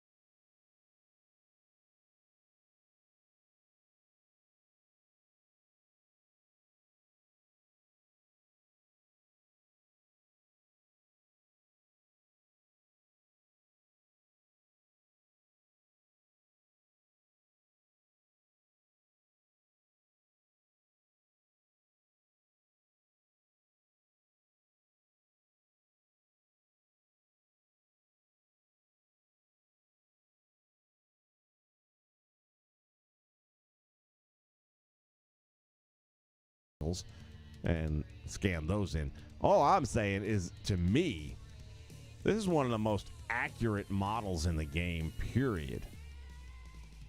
I mean, look at the hair. That's what I gotta check next. I gotta see if that hair ended up in the game, in the created mode. But the nose spot on, man. He's got such a distinct nose, and that is perfect. The jawline, the neck, the mouth, everything. It is just, it is Harley Race, man. They did justice to Harley Race.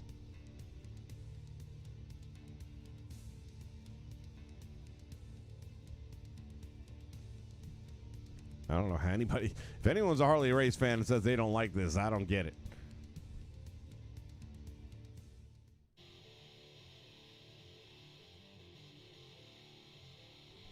Yeah, that's what I had heard. And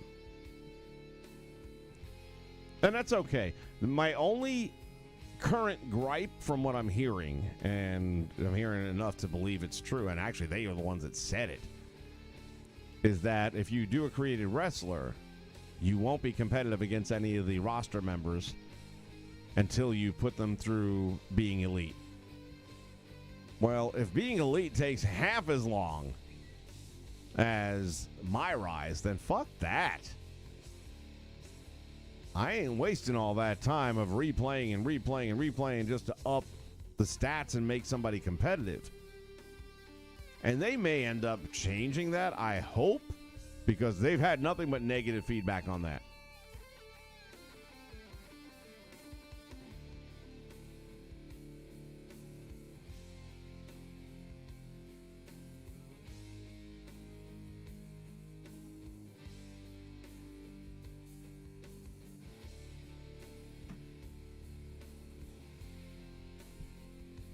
And I'm not even sure I'm going to make anything. I'll get in there and mess around with it a little bit just to see what it looks like. What I'm thinking in my mind, if I'm only going to make one, if that's the case that you got to run it through, I'm only going to go through being elite once. I don't do story modes. But I'll do it once just for the content. And if I'm only going to make one wrestler, my thought right now is probably going to be Ace Austin from Impact Wrestling. But do they have the parts that I would need to make a halfway decent Ace Austin? I don't know. So I'll wait and see and mess around with it, and we'll go from there. I just feel like Ace Austin would be a good fit for the roster. With his Bullet Club background now.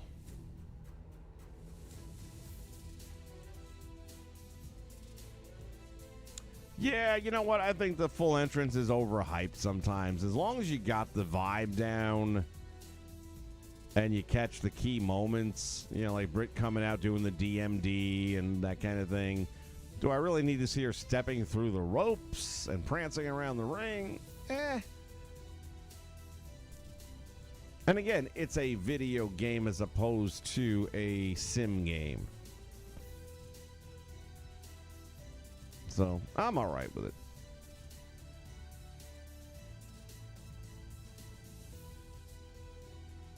Yeah, I mean, honestly, I was thinking even back further to the, what the hell was it? Sega.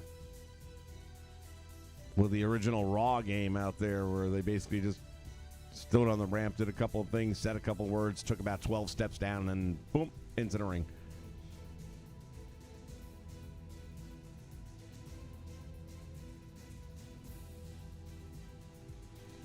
Originally.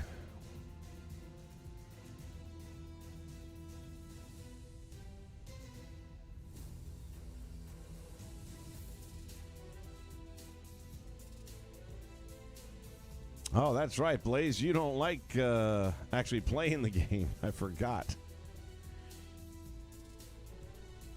You got to be running out of money by now having to pay other people to play it for you. You can still do that option.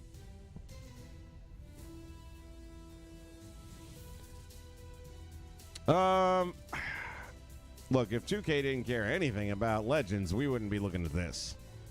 So, they have the ability to do a pretty solid Legend, but the Legends aren't selling the game. Otherwise, we would have another Legends of WrestleMania by now.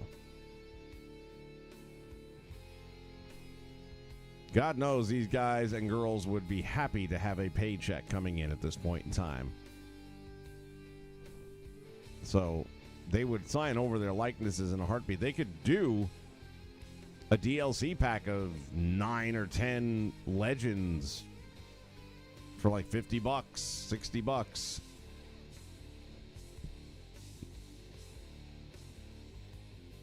Even has that scar from that injury he had. That was from Saturday night's main event, I believe, where he missed Hogan and went through the table but landed awkwardly doing it. And again, he wasn't around to be scanned, so the fact that they have this perfect detail, just really blown away and impressed.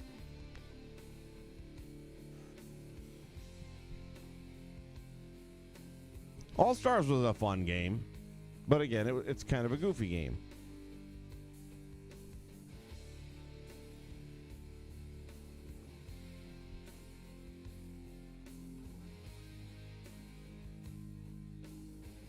Yeah, I'm ready for some Wrestling Code. I'm ready for some Ultra Pro. I'm ready for anything that doesn't have 2K in front of it.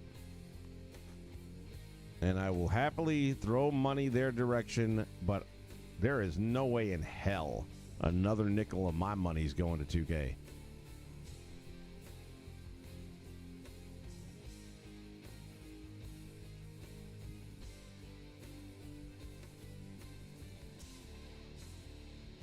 It's like my girlfriend got mad at me the other day. She wanted to go to Chick-fil-A, and I was like, I guess you haven't heard what happened with Chick-fil-A's CEO or owner. I forget. I think it's the owner of Chick-fil-A. And she's like, what? And I'm not going to get into it here. If you're not aware, just Google it. But he said and did something really stupid. So I'm done with Chick-fil-A. It's like these companies that don't get it, they will. And again, it's sad that people will lose their jobs because some idiot said something stupid. But that's the price you pay sometimes.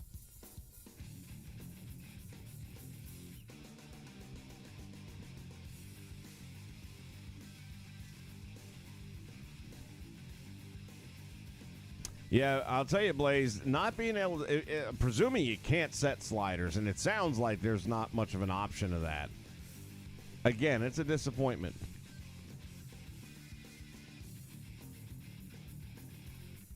But being an arcade-type game, I'm fine with that. Like I said, everything I've seen, for the most part, 90% of it, I'm cool with. There is one thing I was noticing about the game, and I would dare say that this game is the same on this one. So let's say, I don't know, let's say you take your opponent and throw him over the ropes towards the announce table. And then you go out the ropes on the hard camera side. This game's a little bit better, I think. If I was to go out on the hard camera side but then head towards the ramp, my character would look towards the ramp. With most games and AEWs, that same scenario, your wrestler is like walking backwards because he has to stay focused on the direction that your opponent's in, which is on the other side of the ring on the floor, beat up. And you would not walk backwards. You might take a peek over your shoulder, but you would walk around facing forwards. So little things like that would be a nice fix or change to it, but if the overall gameplay... And then I also heard another one, which I got to give credit. If you're able to fuck with yourself this way, I'm good with that. Apparently, if you do the exploding death match or whatever, there is a chance you're going to get the actual finish from the pay-per-view. That you can actually get that little sparkler and nothing happening fart in a bus trip finish. So I thought that was pretty cool that they were willing to acknowledge this is what it really looked like. And the fact that it sounds like you might get that, you might not, I like that factor too. That if that's all accurate, and that's what I heard.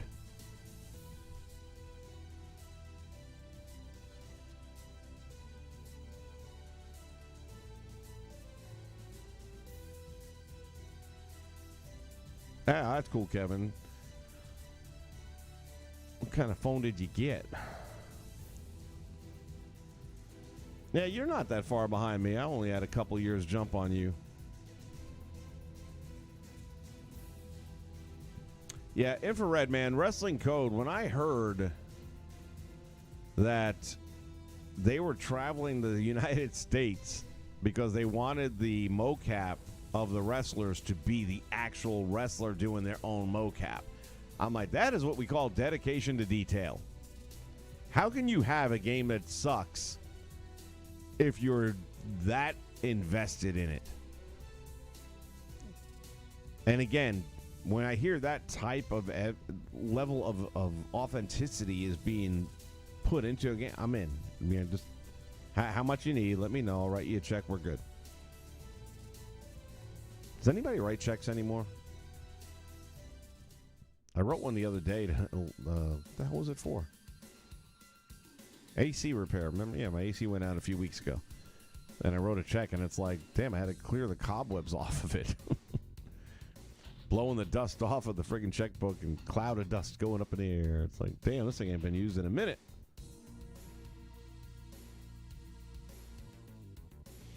Yeah, Originoli, I'm right there with you, man. Go get woke, go broke. People just ain't getting the memos all. That's all right. You will. Call of Duty. Yeah, man. I really got to get my other program up and running on Rumble. I've just been so tied up with this game lately, especially with the Ultra Pro stuff, which I'm loving. I haven't enjoyed doing these streams as much in years as I have with the Ultra Pro lineup. I've enjoyed building them, creating them, giving them personalities, storylines, all that shit, and now tying in the GTA. Yeah, it's just been a blast for me. But it has eaten up a ton of time. All these promos and all these cutscenes and stuff. That's a time. Even doing this Macho Man thing at the beginning of this stream, it took a few minutes. And that was a pretty simple thing. Which, by the way, my bad, wasn't paying attention that Macho was wearing green trunks because I filmed it on green screen, and then, of course, everything green kind of goes away.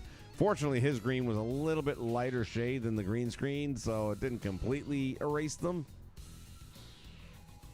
But if I would have had him in the orange, then we would have been perfectly fine.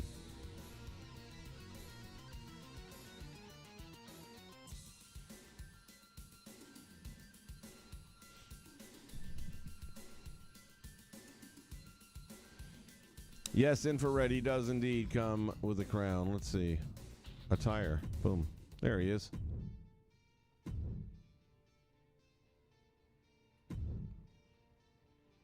Crown and cape intact. And normally, you know, when you do these entrances and they're wearing certain garments, especially crowns and headpieces and things like that, they normally will cut to the crowd just as they're removing them.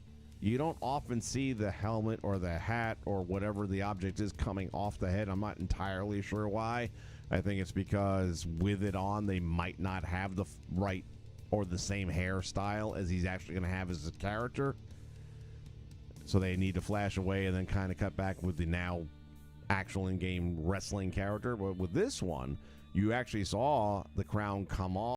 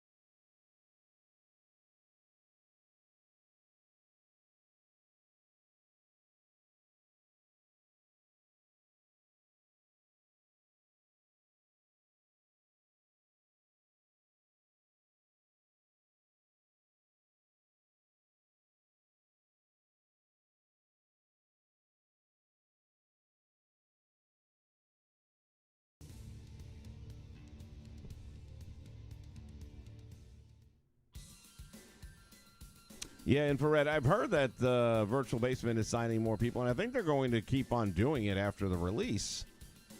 Obviously, the more successful the release is, the more likely they will be to add to the roster. One of the things that AEW, and I forget which, it wasn't Angry Joe, but it was one of those channels, might have been Smack Talk.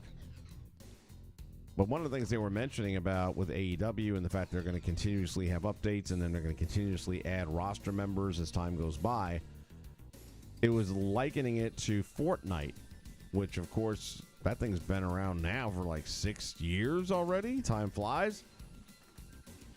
And it's still one of the most played games out there. And the reason for that, in part, is because they keep making it fresh. They don't need to make a new Fortnite. There's no Fortnite 2 or anything like that. They just keep freshening it up. They put new skins in the game. They had John Cena a little while back. They've had Spider-Man. You know, they add these different things to make you come back and keep playing it. Now, I burned out on that game years ago, but it was fun while it lasted. And if I were that into that type of game, then all these other things probably would keep me staying with it and coming back for more. But to have a wrestling game, I mean, honestly, if 2K19 would have been the last release and they just kept updating roster and kept on fixing it, that was the game they had done the best. And the more and more I look at this game, and I think back to, man, we used to be able to do this. We used to, for example, create an entrance. I was looking at, what's this new chick's name? Hold on a second. That muscle girl there. What's her name at? Ivy Nile, yeah. I was watching her entrance, and she had the chains around her neck and all that kind of stuff. And I was like, depending, I don't know the girl. I never really watched a match of hers. So I didn't know if she did anything with the chains, like if she caught through the ropes, took them off, and swung them around or something. But I'd be like, if that's the case, then I can use her for Boris Wrzelinski's entrance, and you got the much better looking chains than that crappy ones that dangle around them from the Creative Suite or Creation Suite. But in this case, that's not part of her thing. They're just hanging around her neck and they don't do anything. She doesn't do anything with them. But the point I was going to make is, let's just assume I liked her motion anyway, but it was for a character. Let's say I was going to use her motion for, what's her name? Impact. Jordynne Grace. Let's say I was going to use her motion for Jordynne Grace. With the old games, THQ, I can do that, and I can remove the chains. The same thing, Triple H had the water bottle. You could remove the water bottle and still have the rest of the entrance. So if there was a part of it that didn't quite fit that you wanted to use the entrance on, you could do that. When I look back at all you could do with THQ and the things that you can't do anymore, and we're supposed to be better now. We're like 10 years down the road, 11 years, 12 years from then. Yet the game has regressed. I just, like I said, no more money. No more money. And I hope a lot of you will do the same. I know everyone's not going to. I do think they're going to take a big hit next year because people are going to have spent AEW money. People will have spent Virtual Basement, or Virtual will have a release date and they're saving their money for it. But the only way 2K is ever going to put out a good game, if they can do it, and I don't know that they can, is they've got to get crushed in sales next year. They have got to, they've got to be Last of Us 2. Last of Us, the original, that game stayed at $60, $59.99 for 5 years. It didn't drop in price because it was that damn good. Last of Us 2, 2 months, half off. No AAA title does that. Especially with a heritage to fall back on and one of the most anticipated titles of all time. And it was already down to about $35-40 because nobody was buying it after the original batch of people trashed it. Count me amongst them. And that's what has to happen. They're supposed to be making a Last of Us 3. I was like, boy, oh boy, are they going to be in for a rude awakening. They pissed off their fan base. I'm not buying it.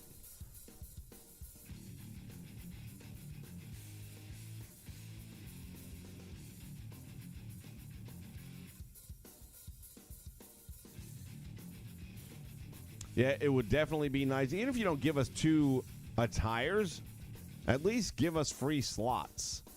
Like right now, I definitely want to get Harley with the red and blue jacket. And I'm sure if I go, matter of fact, we could probably do that right now. But now I'm going to have to burn up a cost slot to do it. Let's see, online.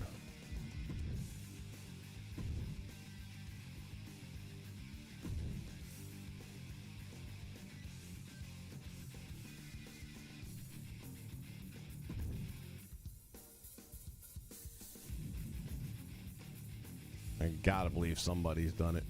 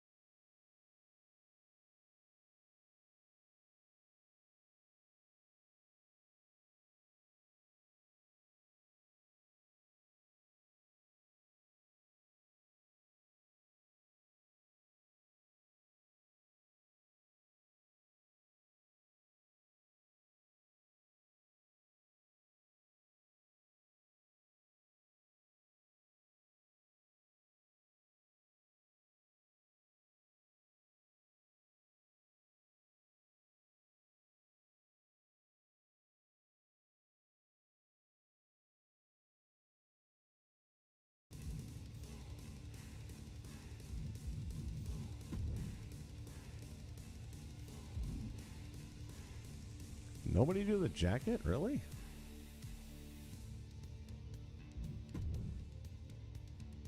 Wow. I must say, I am surprised.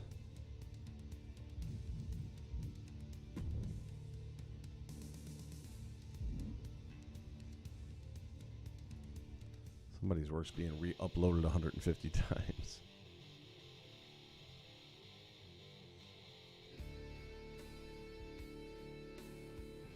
"24 pages. I might just go to the most downloaded and see if somebody's got it there. It's going to be a lot of Harley race or Harley Quinns in that.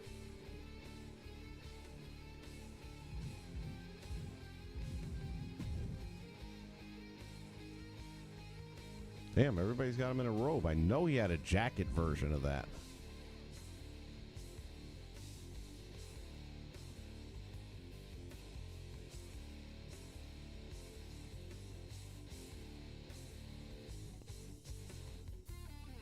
Spy Hunter was a quarter game? I didn't know that.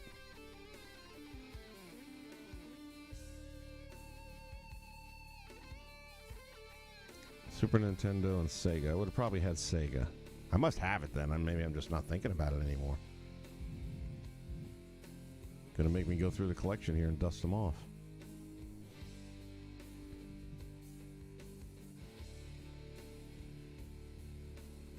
No, Blaze, I'm just done with 2K.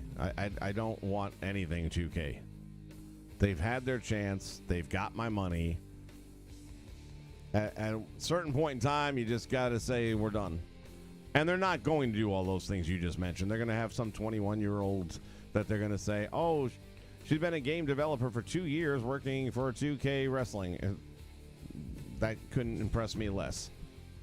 Our employee of the month, and what a standout, and what a great player she's been, and her vision, and this and that. And it's like, yeah, she's still chewing bubblegum, and she don't know shit about video games.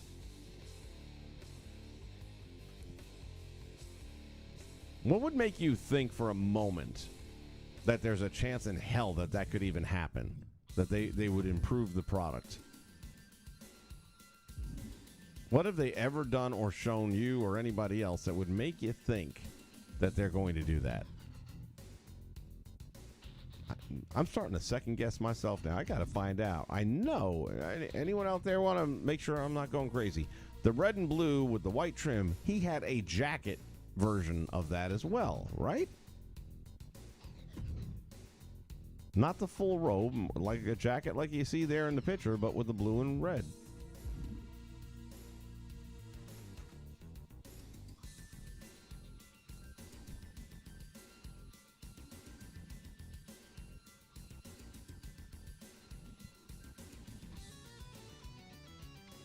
Yeah, infrared up in the slots. I mean, shit. How many years have we said that? And this is kind of my point.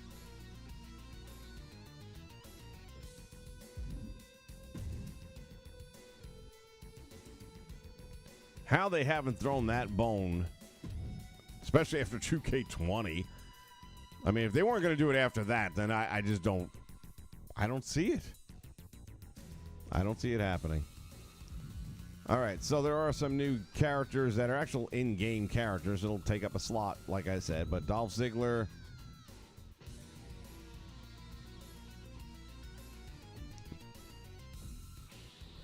with the stealing the show and the short hair. This is, I guess,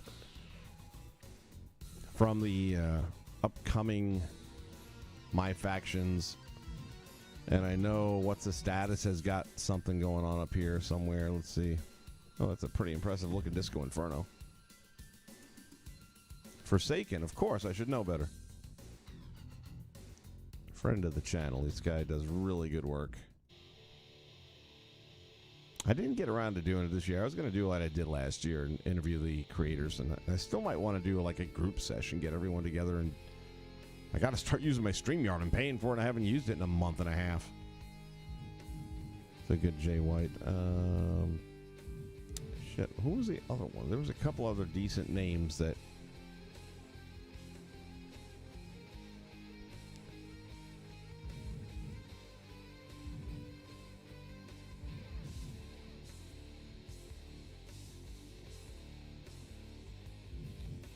got Dre. Man, Dre been busy. I'm pretty sure. Well, I know how to find one. Hold on.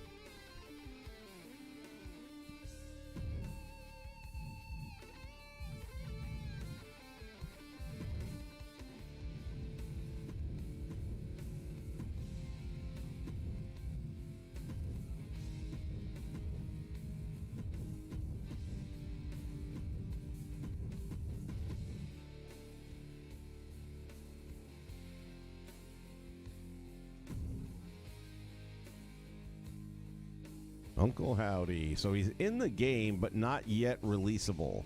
So what's the status over here? Did the creation, but he brought in all the moves and the entrance and everything. Which I find interesting that they have all that since he's never actually had a match of any kind. Let's see, what else did he get? So the theory is that the Uncle Howdy character will probably come out. Yeah, these are all actually in the game. And Carmella, yeah. These are all actually in the game for factions. And he's managed.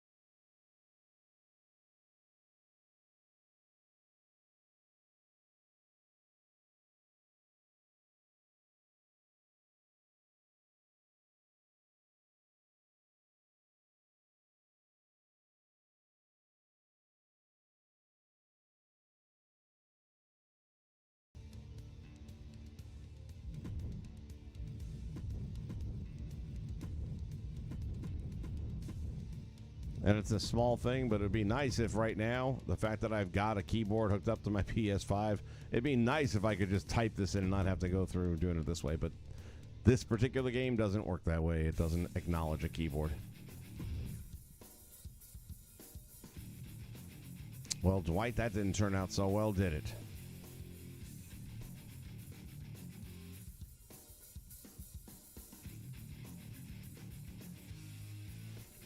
Blaze is a dreamer, but we need those.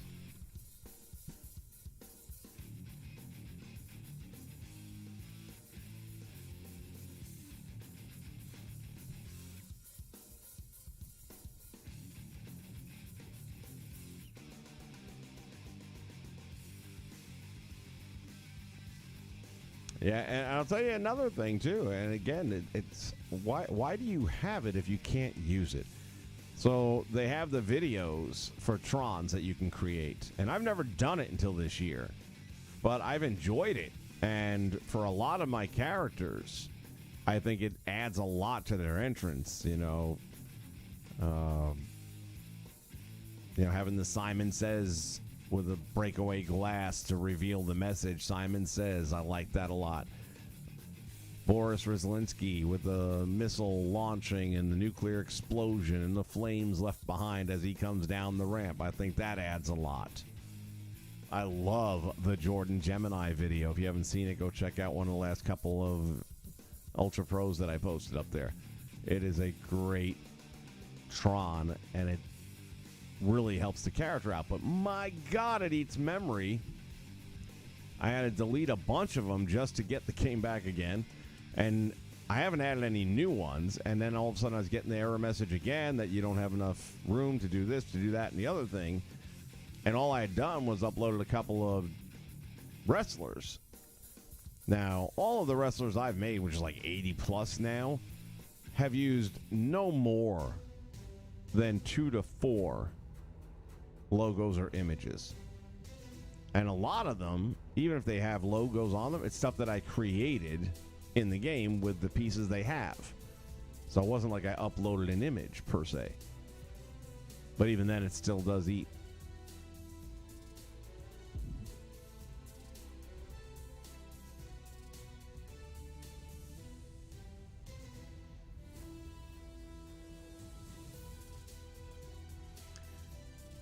Yeah, Blazed. I would like for them to see it too, as they are falling into the distance and being devoured by the sharks. Because they, again, some companies deserve to go out of business, and I feel bad again for the people who didn't do anything wrong themselves and end up losing their jobs. But this is for the greater good, and it's to get a message across that you can't fuck the consumers.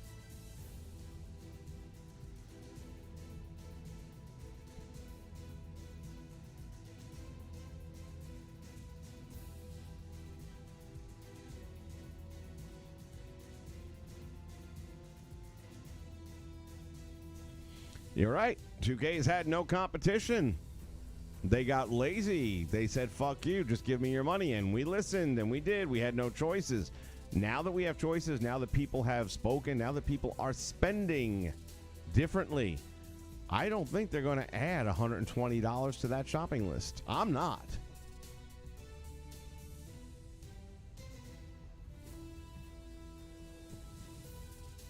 Not a chance in hell. No chance. No chance in hell.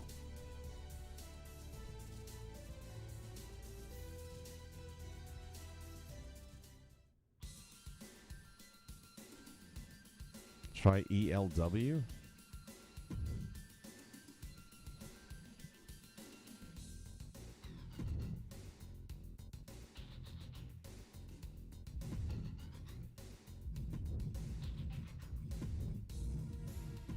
Got a feeling that's going to pull up a whole lot of shit. Going to get a lot of Elwoods.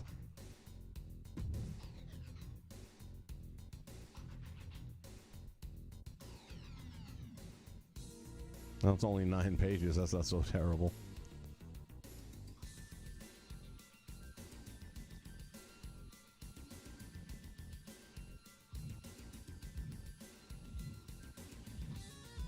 Not seeing anything that says Dwight.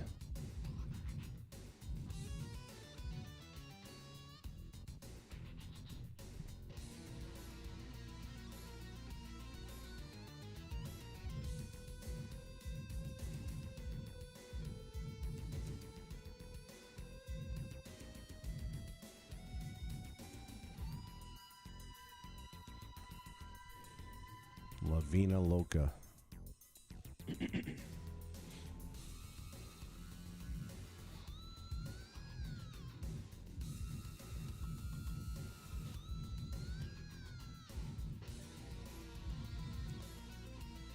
Looks like the Grinch gone crazy.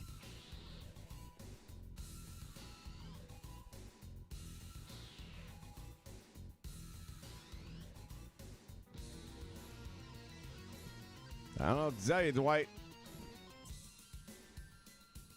Brittany Bagley? Is that an actual person?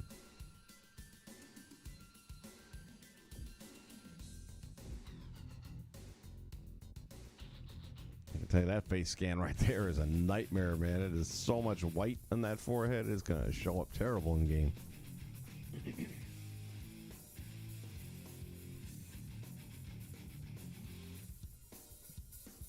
Cutie Club Kelly. We got some interesting shit going on here. Anthony Perez. Anthony Perez actually looks like he could be a real dude. Got one word for Anthony. Norelco.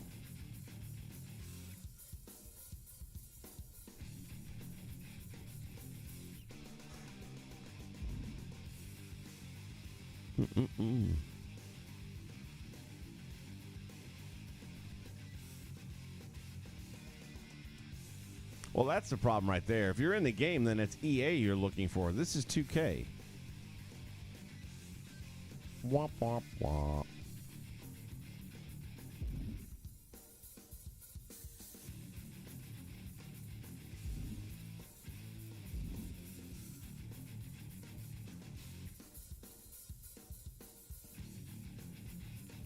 Oh, mercy sakes alive. Well, I tell you what, I enjoyed this one. It was another good show. I'm happy with the way the majority of the gameplay went out. I love that 10 count. Thought that was a tremendous finish right there. One of the things about this stuff when I do my storytelling, a lot of times things happen in the match, especially when I'm simming them, that completely changes the direction of everything. It's like I had all these plans for this and all these plans for that, and then all of a sudden a match happens and something goes awry, but not necessarily in a bad way. And I'm like, case in point, recent match with Dijin, and the referee gets in the way and screws up a spot. And then he gets in the way a second time and screws up a spot. And then I'm like, fuck you. And Dijin just went to hell on him and beat him up and got DQ'd, which is great because it all fit together. It wasn't part of the plan. How could I plan the referee to get in the damn way? But it gave me another way of getting him out of the match without losing. But he lost, but he didn't get pinned, so he stays strong. He's still the champion. Occasionally, quite often actually, that tends to happen where I've got a direction I'm going in. There was